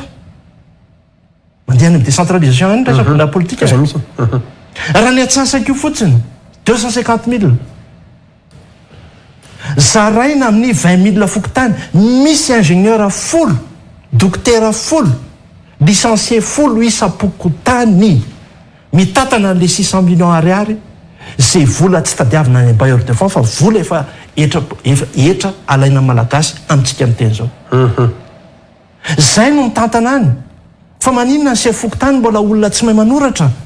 namana gasikara dia rehefa tonga amin'ny fifidianana fidin'ny olona amin'ny 10,000 dia efa lasa. Miresaka an'izay mihitsy ianao tonga dia araroty kely satria le finjara-pahefana tsy fantatro aloha fa lisy koa marina fa io zany zao ny miavatoro sy tena indrena sonaiko tena mametraka an'izay décentralisation zay fa efa pisaka ihany koa ny resaka an'izany a ary hatramin'ny RCR Lazare Ferson koa hitako ny resaka fanovana rafitra sy fametrahana an'izany ny fanjakana ihany koa na titsika na tsy titsika Patrika Rarimana mantsy nisy ataontsika hoe pa ihany nataon-jareo satria zareo zao dia anisany nanao ezaka ataontsika hoe fampitomboana ny vola zany iny anivon'ny CTTN zany a raha tsy diso a napekarina telopolo tapitrisa ariary tetibola famatsiana ny commune raha ohatra ka 2 milliard ariary ny gouvernorana ny faritra moa zany amin'ny kapiany ny karamasepoko tany koa ohatrany hoe nakariny zao fanjakana zao tiraka devitra moa mitsinjo fividianana indray io zavatra io de Patrika Rarimana nefa tsy voandroany tamin'ny resaktsika farany tsika nanao antsiprianany mihitsiny mitadidiko aloha fa engany mba intsinao raha sanatry diso milaza ianao fa tokony nomena ny fokotany ny 10 isanjato ny tetibolam-panjakana 20 isanjato amin'ny tetibolam-panjakana ho an'ny commune ny folo isanjato isanjato ny foibe ohatrohatr'izay zany ka zay ny teneniko hoe azo tanterana ve zany tsy nofinofy ve zany tsy hiteraka karazana fisaraham-bazana fédéralisme sy ny sala am'zany zany anatin'lay mbola fotoanany amin'ity fivorian'ny assemblée nationale ity sady anaty session budgétaire tsika io sao anatin'ny session raha maro anisinareo raha tena hoe anao décentralisation tapao arak'izay ny budget tapao arak'izay ny budget fa nahoana moa ny JIRAMA ohatra tamin'ny Covid efa ndresantsika teto hoe firy milliard no nomena any JIRAMA tadidiko tsara mihitsy Covid fa Covid nanome izy 500 milliard ariary ho any JIRAMA nefa isataona izy efa mbola mahazo an'le 500 milliard any amin'ny tetibolam-panjakana efa nisy 1000 milliard zany ariary no nomena ny JIRAMA tamin'iny ny resaka natao dia hoe satria mbola tsy mandoha vola ny mpanjifa dia sahirana be ny JIRAMA fa napina izy nagaga nefa mbola nitakina tamintsika indray le facture an'ilay JIRAMA zay efa nazahoany JIRAMA vola dikan'izay zavatra izay zany hoe azo atao tsara mihitsy zany mametraka amin'ny décentralisation hoe ny olona aloha ary eo foana nge namana Madagasikara ny madiso atsika tokony ny olona aloha ny isaina nandany 4 million tsika 4 milliard na nisan'ny ponina fa inona zava-dehibe tsy niraisitsika atao ny anaran'le ponina dia faly fotsiny ny staty avy eo namoaka hoe zao nisan'ny vehivavy zao nisan'ny lehilahy zao nisan'ny frizidera zao nisan'ny alika zao nisan'ny zao zao nisan'ny zao fa rehefa nanontanianao iza ny anaran'le olona atao tsisy 0 fa naninona raha avy dia natao biometrika tonga dia niainga teo zany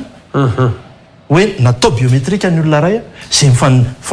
amin'ny tetikasa ny vitantsika moa iny mbola tsy fotoana propagande zao anaovana an'le hoe miaraka amin'le carte électronique zay misolo vola ary ny voamiditra ao zany ny serasera rehetra dia efa azo ny fanjakana ny volany azo ny fokotaniny anazy azo ny any amin'ny commune anazy zay zany lazaiko hoe azo atao tsara mihitsy no mametraka n'ilay fitsinjaram-pahefana za zany tsy tiako mihitsy ty le hoe fanomezana sy fanampiana omenan'ny commune vola anazy nge zany na Madagasikara vanilla ve miditra any aminy dia akarina ty amin'ny foibe daholy dia avy eo averinao any aminy dia enao avy eo no miteny hoe efa namboariko nge ny ariany 5 nefa tsika miteny zao tip top indray zao le lalana mampitohy eny Ambilobe sy Voemara lalana mbola tsisy heritaona efa tip top izy ao efa tip top tsy haiko fanazavana zany misy pone vaky dia asina lavadavaka dia zay no tsy hoe tip top efa zany ndray nge le lalanao nefa zay ve le lalana manara-pena dia ozytsika hoe raha nomena an'zareo ve ny fahefana tamin'le vanilla aza sakatsakanana izy dia tonga indray avy aty ariana hoe ohatra efa miresaka vanilla ihany moa dia atsipoko kely izy hoe asiana fanalalahana momba ny vanilla faly mihitsy filoham-pirenena efa nisy ministra tany tonga tany ministry ny varotra tonga tany ministry ny gendarmerie tonga tany ihany koa ny ministry ny atitany sy maromaro dia niaraka mifandinika tamin'ny mpandrara verina avy tany nisy mifanapahan-kevitra nentina taty Antananarivo dia tsy neken'ilay mpandrara lehibe miaraka fanjakana ty indray le hevitra dia ny rava dia ahoana moa no misy an'izany dia verina Andriamanitra tany indray filoham-pirenena dia namoaka taratasy tamin'ny conseil hoe ataontsika ny fanalalahana mbola tsy mivoaka moa zay fa hivoaka tsy hoe zay le karazana vaovao lazaiko aminao hoe efa misy nefa tsy maintsy lazaina dia lasa ohatranay ny filoham-pirenena mihitsy no debabe mitondra an'izy tany fa adiny ve efa nisy lalàna nge tao hoe loi sur la vanille tsy nila conseil des ministres efa nisy tao mazava be fa libre ny vanille tsy misy famerana ny vidiny na ny fividianana azy na ny famarotana azy tsy misy an'izany CNV tsy misy an'izany ary mazava tsara ao anatin'io lalàna io fa tsy ampiarina tsy maintsy any toerana no mamoaka n'le agrément fa atsika miteny zao mbola alefany amin'le mpandrara malaza indray reto mahazo agrément reto tsy mahazo ty mandoa 1 milliard ty redressement fiscal ty zao dia mivoaka ny liste voamena dia mifezaka daholo moa ny olona rehetra ao anatin'izay satria misy sezarovana ihany koa zany ange ny zava-misy eto na amina Gasikara miresaka an'izay ihany ianao fa akoatran'izay ihany koa le resaka fahirana ihany koa atao an'le mpandrara satria miresaka redressement fiscal ianao fa lisy indray misy tonga hatramina hoe blocage na compte misy ihany koa resaka fanagadrana mihitsy moa eny efa hitatsika dia ny tena marina zany raha tsona dia hoe fehezon'olombitsy ny sehatra ary toe-karena eto amintsika ohatrany ahoana zany zay satria efa mirosona izay lavanily zay ihany ianao ny problema ny mpandrara eto ange tena zavatra ngeza be anisan'ny ngeza be aloha dia ny resaka jirama mba azontsika nieritreritra ve namana Gasikara jirama internet sisy mpanao cyber betsaka agnamitsika manao cyber mila mampiditra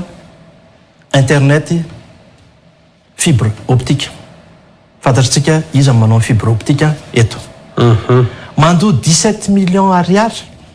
17 millions ariary ny fampidirana an'izany satria mbola mila poto tsy mbola mila an'izao ohatran'izany koa ny jiro 500 millions ariary vao matafiditra compteur ary mila miantso filoham-pirenena ary indraindray vao matafiditra compteur industriel ngeza be reny 500 millions akoatran'le abonnement 3 millions ariary isam-bolana tsy maintsy efaina akoatran'ny fandaninao fa ny abonnement fotsiny zay na ataontsika hoe mikatona congé ary nareo na tsy congé dia mandoa an'izay 3 millions zay arakaraka le orinasa zay aloha namana Gasikara nge dia efa mahareraka an'ilay orinasa antsika eto iza ny te hampiasa vola eto amina zavatra ohatr'izany tsy resahako tsony zany ny kolikoly ao anatiny zay alehanao rehetra dia ohatrany hoe izy mpiara-mandova aminao ianao andeha hanao zavatra anankiray dia misy tany anao resaka tany ohatrina ny anjaranay amin'io fa ngara amandreninao name an'le tany olovaina ka hoe ohatrina ny anjaranay amin'io akoatran'ny fanjakana manao taratasy tany zany namana Gasikara efa lany any amin'ny 10 millions ariary raha kely indrindra anao valeur'an'le tany nefa amin'io tany kely 4 mètres carré na tsy fantatro kely ary raha mandeha aty amin'ny resaka fandrarana ihany zany tsika mipetraka ihany koa ny hoe 20% raha kely indrindra mba tsy lazako hoe 570% ny zanabola alain'ny banky na alainy reny karazana mpampindram-bola isan-karazany reny mora tenenina fotsiny nge hoe 100% ny taux d'intérêt andreny microfinance reny 6% fois 12 nge ça fait 72 raha ohatra ka 100 isan-jato namana Gasikara ny vola miditra vola maty na chiffre d'affaires tsika mialatsiny kely manao teknika kely ny 3 isan-jatony io tsy maintsy ny akora vokarina raha manana ray zato zany ianao dia ny 3 hividiananao akora ny 3 isan-jato andoavanao karaha mampiasa ary ny 3 isan-jato andoavanao charge fixe na lay tataovana hofatrano jirama telefona sy ny sisa ny 10,000 zay ny bénéficenao tombom-barotra fa ny 10,000 ny 10,000 mbola amin'ny fanjakana dia aiza zany ny veloma mpandraraha amin'ny 10,000 nefa mbola misy 72% indray zay tonga dia charge direct ny frais bancaire ny dikan'izany ny mpandraraha rehetra ta Madagasikara vao mamory trano izy dia fa déficitaire miditrosa faty antoka vao mamory trano dia faty antoka satria 5% ny bénéficeny 25% ny vola alohany any amin'ny banky mazava tsara eo am'izay lafiny toekareny zay ihany koa sady tsika tsinitsony avina anakiroa be misongadany reto le fitotongana ny vola malagasy ariary ny resakitsika io bebe nefa ny ady hevitra momba an'io eo ampiasao ny volamena andreo ivadika or monétaire maro samihafa za karaha-tsetsion etso manesika ihany amin'ny mid marché io ihany koa ny tabola tsy miovaova anisan'ny hoentiny ihany koa zany ina ihany koa ny ady hevitra resaka fanoranana sy fanafarana sy teknisiana ihany koa hoe io ny tokony fezitsika aloha tena ahena mihitsy nio fanafarana avy any ivelan'io dia ampitombona ny aondrana dia zany rehetrarehetra zany natitsika na tsy titsika io anisan'ny margef lehibe zay ahitana ny fanotrano Madagasikara ary ny vola ariary teo tsy taratasy vao mivoaka ny ranomasina tsy afaka atao ininina zany dia eo zany zavatra anankiray ny faharoa ity le fiakarana vidinetana sy ny vidim-piainany ity andriamato Patrick Ranomasina satria zay le tena kiteo amin'ny mateknisianina ihany koa raisy fa tsy voatery amin'ny mampanao politika foana tena sahirantsika miresaka vidim-piainantsika le fa efa mividy mihitsy ny tena tsy afaka atsony na mbola ho atao 400,000 ariary ary ny sy mihiga ambany zany le fa efa mividy malagasy mijery ianao am'le vidinetana tena sahirana am'resaka io entana io dia le PPN amin'ny ankapobeny resako mitokana vary avy eo raha sitraka ao aza mbola resana aloha vary fa le PPN amin'ny ankapobeny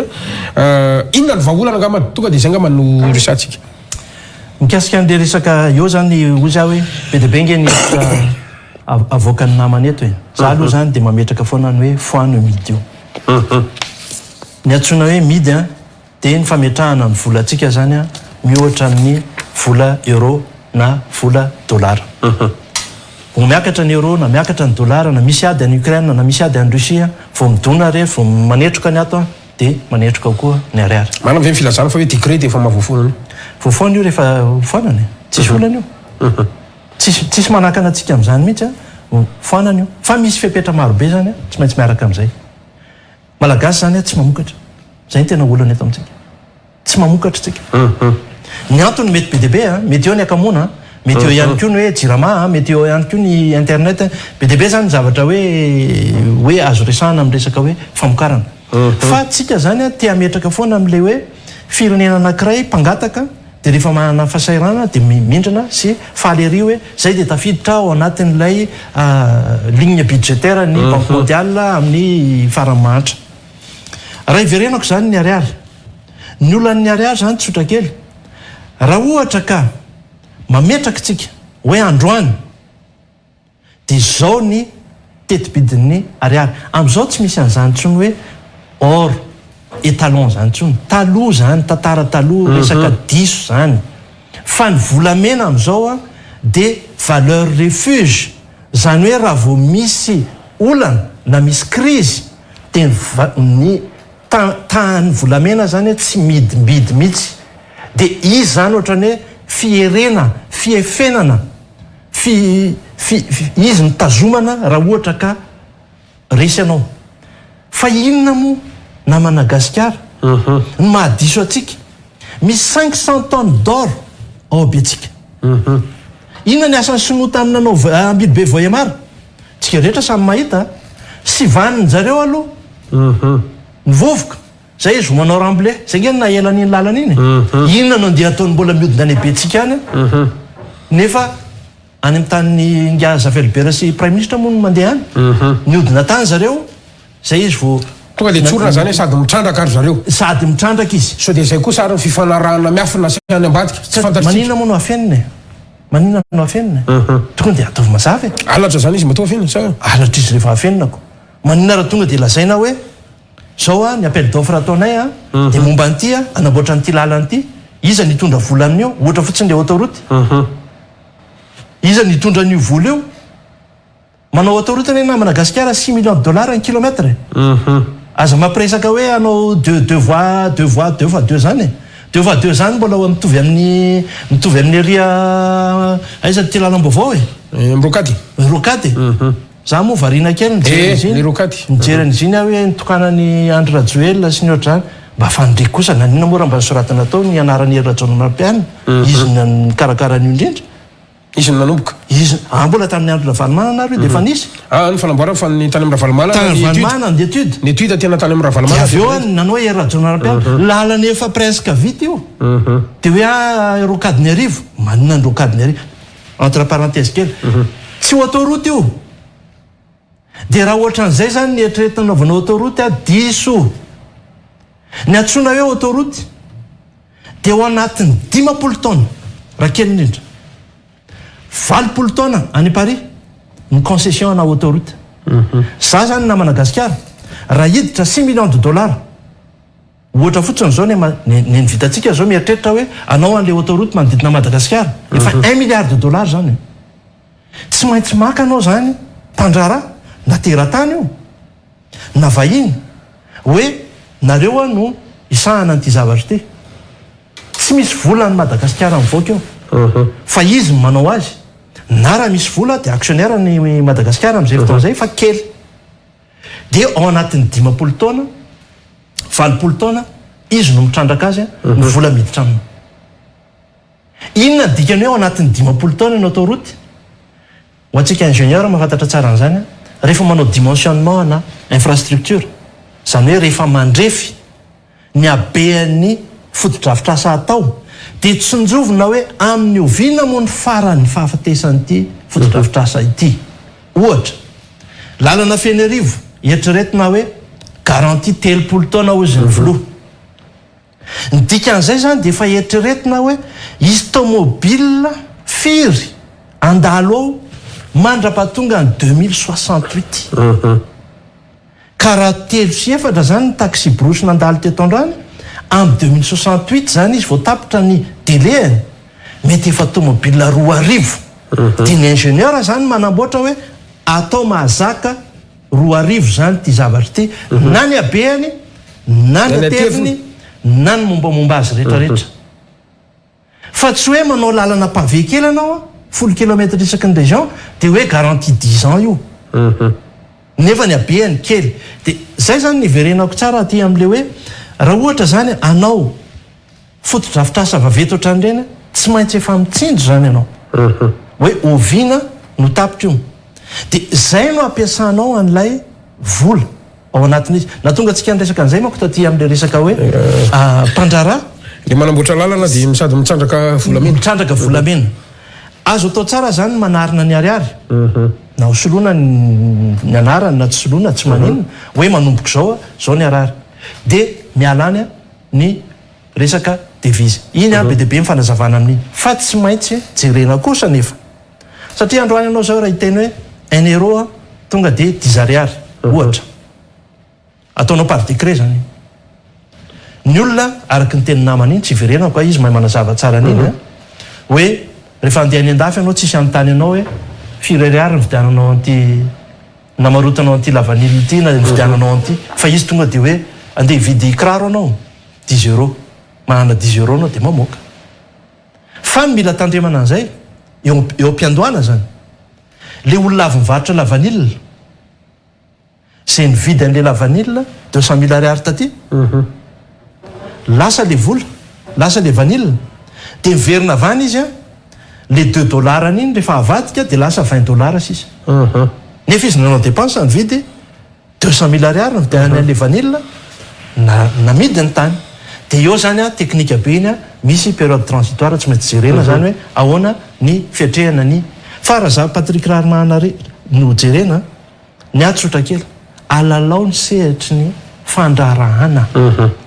aza sinan'izany hoe takina ny vola vahiny tsy maintsy mody eto tanindrazana za mpandraraha tsika mpandraraha be deaibe ahoana moa na Madagasikara ohatra zao andeha hivarotra an'ity any ivelany tsara be ty jus de mahery ty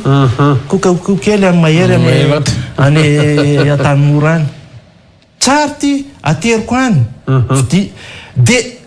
ahoana moa na Madagasikara tsy tondrako ny volako miverina inona zany no anoizako an'le asako eto toerana raha ohatra ka tsy hoetiko mody le volako fa avelao ny banky afaka manokatra compte en devise ahako fa tsy terenao aho hoe ao anatin'ny 90 andro le vola $2 namarotana an'ty dia tsy maintsy avy dia avadika vola ariary zany igny zava-misy eto e tsy maintsy takinao avaizy ty $2 anao avelao hiditra ny vola alao ifamezivezy fa milaza aminao na Madagasikara fa raha mbola tsy mijoro eto tsy manao publicité fa reny karazana banque otra ny Barclays reny tsy mbola misy fandrosoana zany eto nefa reny tsy anaiky anao an'izany hoe Patrick Raharmanana zao io namana any amin'ny banky any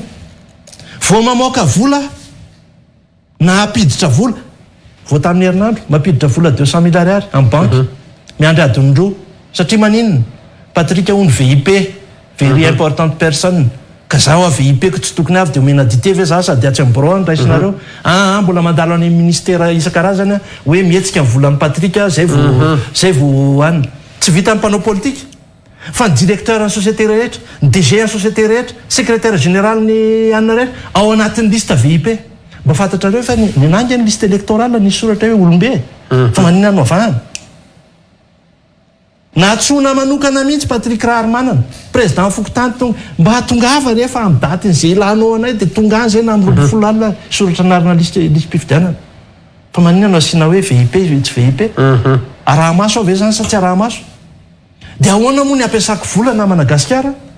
nefa apiditra na amoaka $200,000 dia efa olana be zay zavatra zay zany tokony apetraka hoe avelao libre izy fantatritsika ve mba naraka amin'izao fotoana zao be deaibe ny namana mandeha any Dubai mitondra volamena anao na 3 tonnes ary manao déclaration fotsiny hoe gold dia miditra anao io tsisy be dia manao déclaration fotsiny ary zay no nahitana hoe 10 tonnes isa-taona avy eto Madagasikara mandeha tsy zany namoaka an'izany statistika no hain'io firenena ilainy fotsiny zany hoe tia ny avy fa tsika mandeha any Dubai mahita tsara fa afaka mitondra carte ianao amin'ny distributeur dia aka gold ianao atsofoka ny carte anao dia mivoaka tonga dia laingo no mivoaka na ianao mitondra laingo dia ampidirinao dia tonga dia any amin'ny comptenao nefa zany Dubai zany tsisy zany na rano mangatsika ohatran'iny ary tsisy akoho tsisy inina tsisy volamena tsisy iny tsisy zéro nefa izy manan-karena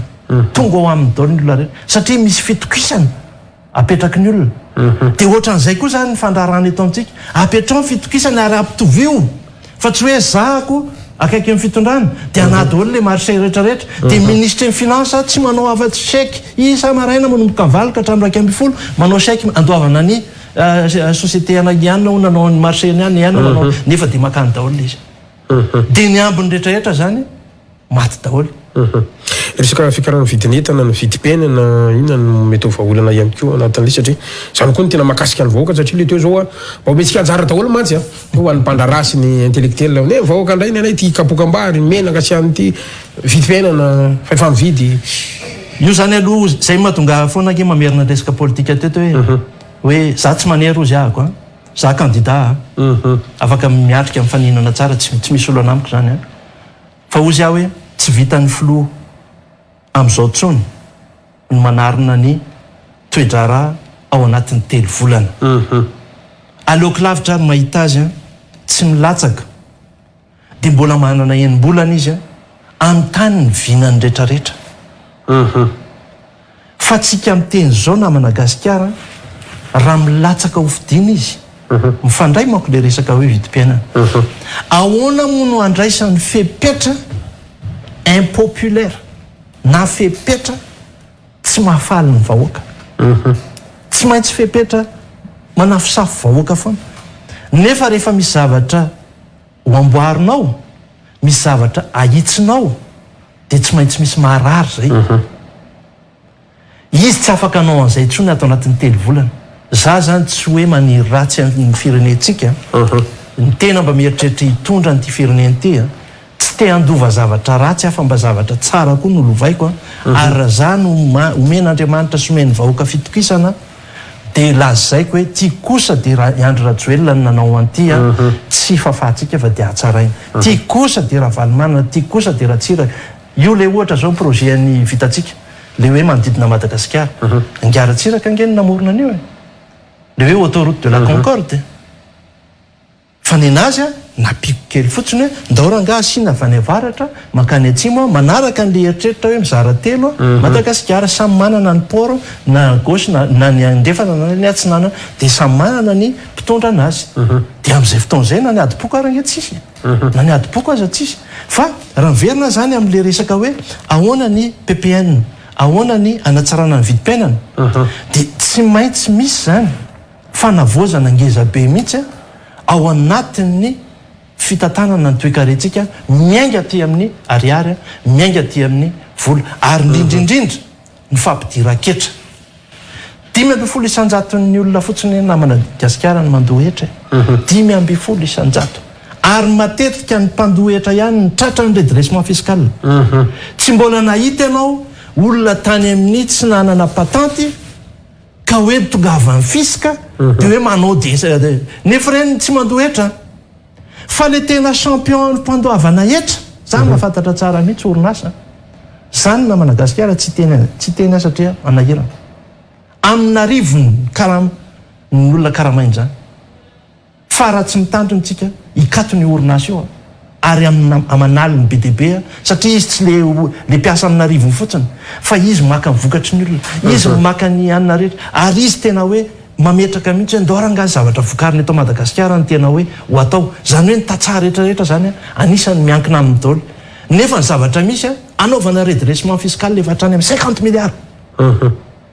nefa izy ny tena champion record mpandoa etra dia mba kivy ihany izy hoe zany tena mpandoa etra atao Madagasikara nefa zany tena hoe donainana n'ity zavatra ty fa raha ohatra zany tsika mametraka an'le carte électronique BDB na adihevitra hoe any ambanivohitra nge Patrika manofy anao fa any nge tsisy électricité tsisy courant ka atao ahoana moa zany carte électronique ny olona tsy mahay mamaky teny tsisy dia ozy namaky ny CV-ko anao tamin'ny 89 ahako efa ingénieur fa Chine 5 isanjaton'ny sinotsina ianoratra za efa ingénieur tamin'izany nefa aiza ho aiza ny Chine amin'izao fotoana zao nampiasainy ny azy ny telefônina nampiasainy ny teknôlôjia nafahany niotra an'izay tsy fahaizany mamaky teny sy manoratra zay dia ao anatin'ny telefônina fotsiny potserina ny bouton dia fa mandeha le vola ohatra n'ireny Orange Money ohatra ny M-vola ohatra ny Airtel Money ireny inona manakana atsika tsy hanao an'izany raha hiteny amiko kosa aloha hoe afaka telo volana dia vita zany non misy fepetra isan-karazany atao an'izany ary mbola tsy afaka hiteny aho hoe raha mifidy any nareo dia ho ataontsika izany fa mbola vo apahany fotsiny zay apahany satria lasa hoe efa manao propagande resaka kely fotsiny le vary satria anisany manana trekefa ary tsara toerana be anao hoe resaka an'le vary araka ny fampidirana ataoko teo hoe mialatsiny fa dia tsy nganiko manokana amin'ny ingénieur momba ny tontolo ny fiompiana ny vary anao mijery an'le statistika io fa tsy mety manana an'le amin'izao 2023 zao Patrick Rarmanana 2022 750 000 tonnes no vary nafarany Madagasikara 2021 500 000 tonnes no nafarany Madagasikara reo zany ny roto nafarany asokajina zany fa izao fanjakana zao no nanafatra vary betsaka indrindra Patrick Rarmanana tsy vitany nanafatra ambony indrindra fa anisan'ny vidiny ambony indrindra ihany koa raha vary tena hoe vary zanatany zany androantsika amin'ny resaka Patrick Rarmanana dia efa arivo ny kapoka misy latsaka kely any fa zay zany na tena zanatany reny le varina farana stock sy any reny anao mahita dimanjato stock tampo dimanjato siza zay zany zavatra misy a ka zay no tiako resana kely ahoana ny vahola momba ty satria io le foto-tsakafotsika efa azo nofinofisina aveny atao hoe faleovatena arabary raha azo nofisina ohatrany ahoana ny lalana makany tompoko fa androany aloha dia ny minambary intelo taloha tsy maintsy manao indroa am'izao zany ary tsy vary maina fa tena vary sony atao be ranony tena iainany vahoaka zany tsy resaka ambola tabatra zany manana profon'izany tsika Patrick Rarimana ao anatin'le marary ahy mihitsy zay teneninao zay satria nianatra momba an'izy io ny tena mitovy tsisy hafa amin'ny fanaovan-dalana ihany hoe inona tokoa moa mahatonga ny roplanina avy any Maroantsetra mbola miakatra tia Antananarivo zay vao makany Antalaha nefa Maroantsetra sy Antalaha mifanakaiky afaka mandeha tongotra mandry tsara Maroantsetra mananara fa maninona tsy maintsy mbola mandeha tia Antananarivo mahazo any Akazobe sy miady amin'ny dahalo rehetra zay vao miverina rindray zay vao mahazo Brickaville zay vao miverina nefa iny avy dia afaka mandeha akaiky ohatr'izay ihany koa ny rano na Madagasikara raha jerentsika ny carte dia ny carte Madagasikara pluviométrique zany resa karatry ny orana dia aty amin'ny faritra Atsinanana ny be orana 3000 mm par an ny aty amin'ny faritra Andrefana dia maina 400 mm par an dia hitatsika zay amin'ny fipetraky ny olombelona ny gasy zany dia miandry an'Andriamanitra foana andatsakorana vao mamboly dia miala aty Andrefana izy zany makany Atsinanana zay mahatonga na Madagasikara ny hoe aty amin'ny faritra Atsinanana ny tena be vahoaka indrindra a Madagasikara mba tsy lazako hoe any be mpifidy électeur rehefa mandresy anao aty Fianaratsoa mandresy anao Antananarivo mandresy Tomasina tsisy raharahina zay any Mazangasy Tuliara sy Dego any fa Dego 300 000 ny électeur Atsimon-drano 600 000 ka na mitabataba nareo any Dego any indray mandeha ihany miakatra any mba lazaina fa tsy manavakavaka fa ny ato Atsimon-drano 500 dia efa tonga no amafisika zany ny mpanao politika fa iverenako zany hoe ny fambolena rehetrarehetra zany dia aty amin'ny faritra Atsinanana fa aty amin'ny faritra Andrefana kosa ny resaka industrie rehetrarehetra ary ny resaka fitrandrahana arena kibony tany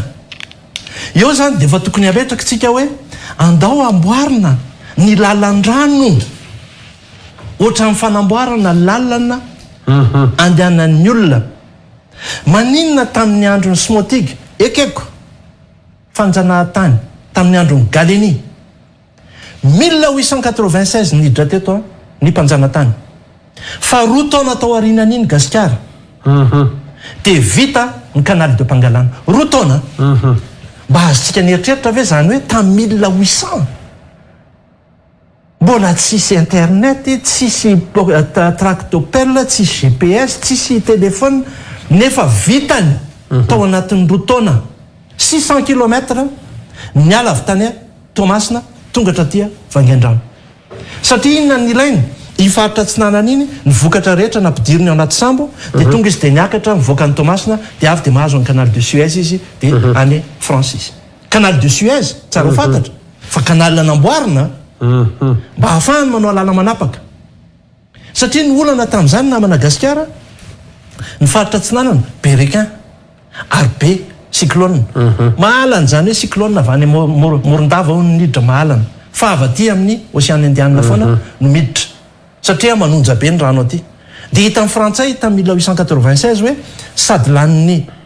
atsantsatsika no simbany orana dia andao anao canal ato anatin'ny tany Madagasikara sady tsy tratran'ny atsantsa ny tsy tratran'ny orana fa ny vokatra rehetra tonga dia miakatra daholo dia niakatra ny kafe niakatra ny vanille niakatra ny girofle dia nandeha tonga dia mivoaka any Tamatavy tsika miteny zao Secrène tsy sambo mandalo any Secrène nefa any no ametrahantsika ny industrie fanamboarana sambo fa manina raha amboarina any Fort Dauphin 500 ny sambo maneran-tany mandalo ao Fort Dauphin daholo ny avy any Europa rehetrarehetra mandalo ao makany Chine makany Inde ny makany États-Unis tsy maintsy mandalo eo daholo ka nambahanao vidange fotsiny ary ve le sambo ary azadiny ananatsika zo tanteraka ny maka vola amin'ireo sambo mandalo mifaritra ny masitsika ireo ananatsika zo zany zay zany mahatonga an'le hoe fambolena asivy rano nisy atretry ny fanjakana anao an'le pipeline tsara fa raha za manokana aloha tena tonga dia canal de Pangalane ny namboarina tonga hatrany amin'ny any faritra androy ny rano rehetrarehetra zany tonga any ao anatin'io anao no afaka sady mamboly no manao energia manao fiompiana rano hosotroana fa aiza no eritreretina hoe rano efa voadio no entinao amin'ny pipeline nefa ny pipeline iny matetika inona ny olana tany raha tsy raka ngefa nanao an'le pipeline fihinanao nisy mpandrara tao Fort Dauphin no nanimba n'io pipeline io mba ahafahany nampiasa an'le citerne rano ka hamarotana 700 ny bidon zany manoana ny fitondrana io rangahy io amin'izao fotoana zao tsy afaka hiteny izy hoe 10 zany teniko zany dia mbola izay foana ave fa raha ohatra io ka nataonao canal ary tsy asiana rano very zany efa miresaka fambolem-bary ihany moa anao fa miresaka ny vary fa raha ny vary fotsiny eny na Madagasikara matetika amin'ny teny an'izany eto 2 tonnes l'hectare fotsiny ny rendement antsika Chine manao 20 tonnes l'hectare ndeha ataontsika hoe manova kely fotsiny tsika hoe fomba famboletsika tsy atao ketsa-paritaka fa atao ketsa laline torataty teny malagasy dia efa miakatra 4 tonnes à l'hectare ao anatin'ny 5 tonnes zany namana Gasikara dia efa azahoantsika 35 milliards de dollars ny vary fotsiny tsy miresaka ny volamena tsy miresaka bois de rose 4 milliards de dollars sao dia efa marenina ny sofiny sasany tonga indray le rangaha bois de rose iny fa zay ny zava-misy eto amintsika eto vary fotsiny ary tsy manafatra fa ny fanafaranao vary anankiray na taonina ray fotsiny ary any velany dia efa famononao ny tatsahanao fa ny tatsahanao nefa mila ihany koa izy ny fandaminana n'io tany io numérisé hoe digitalisé hoe na raha tsy nangeny digitalisation satria tsy nanambola le mpitondra nandoavana ny bourse amin'ny mpianatra zay ngeny tena marina tamin'io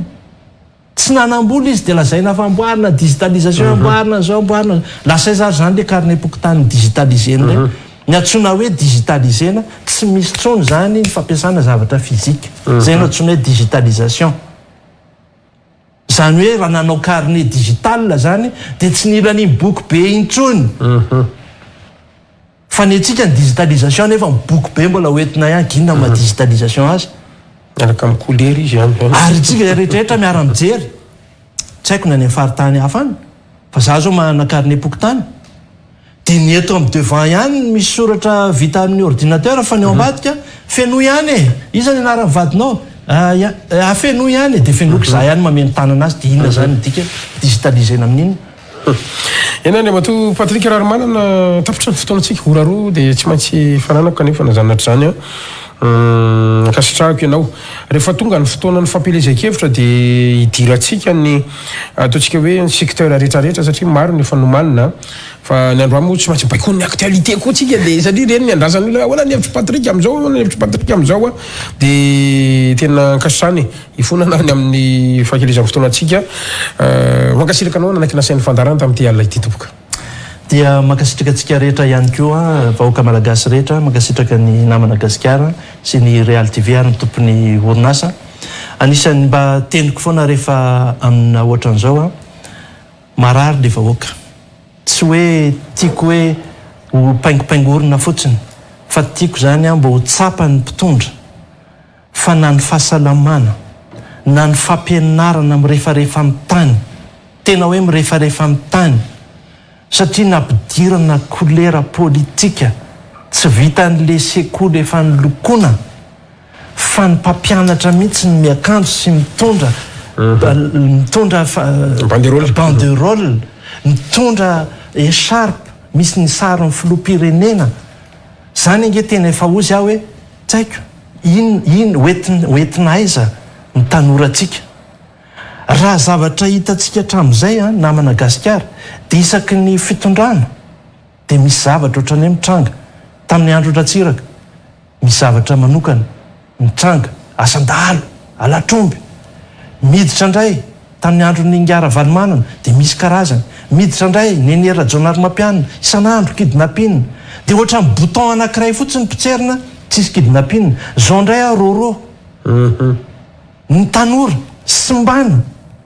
amina rongony nefa mahery vaika nefa reny a tena hoe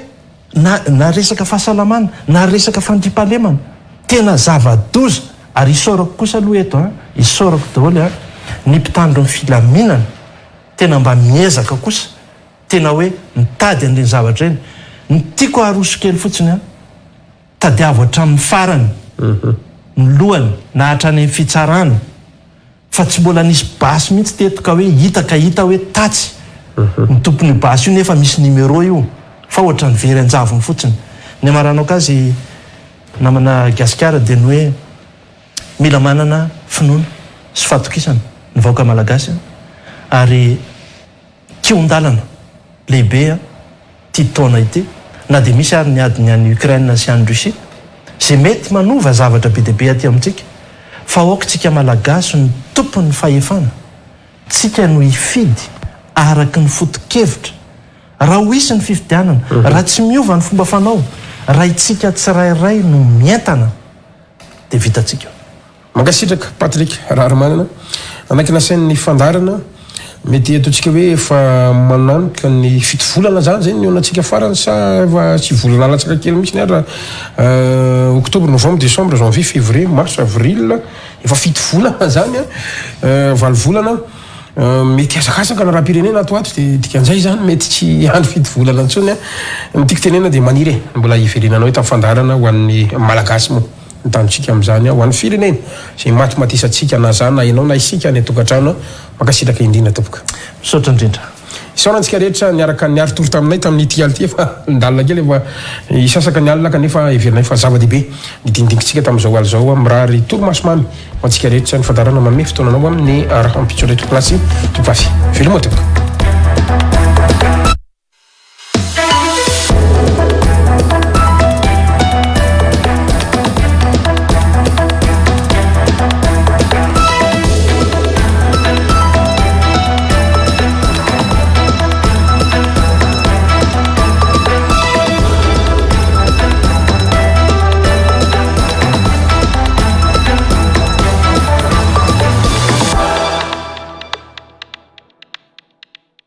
Matezatol manolotra anao ho amin'ny fanorenana maharitra sy mateza amin'ny vidiny tena mirary.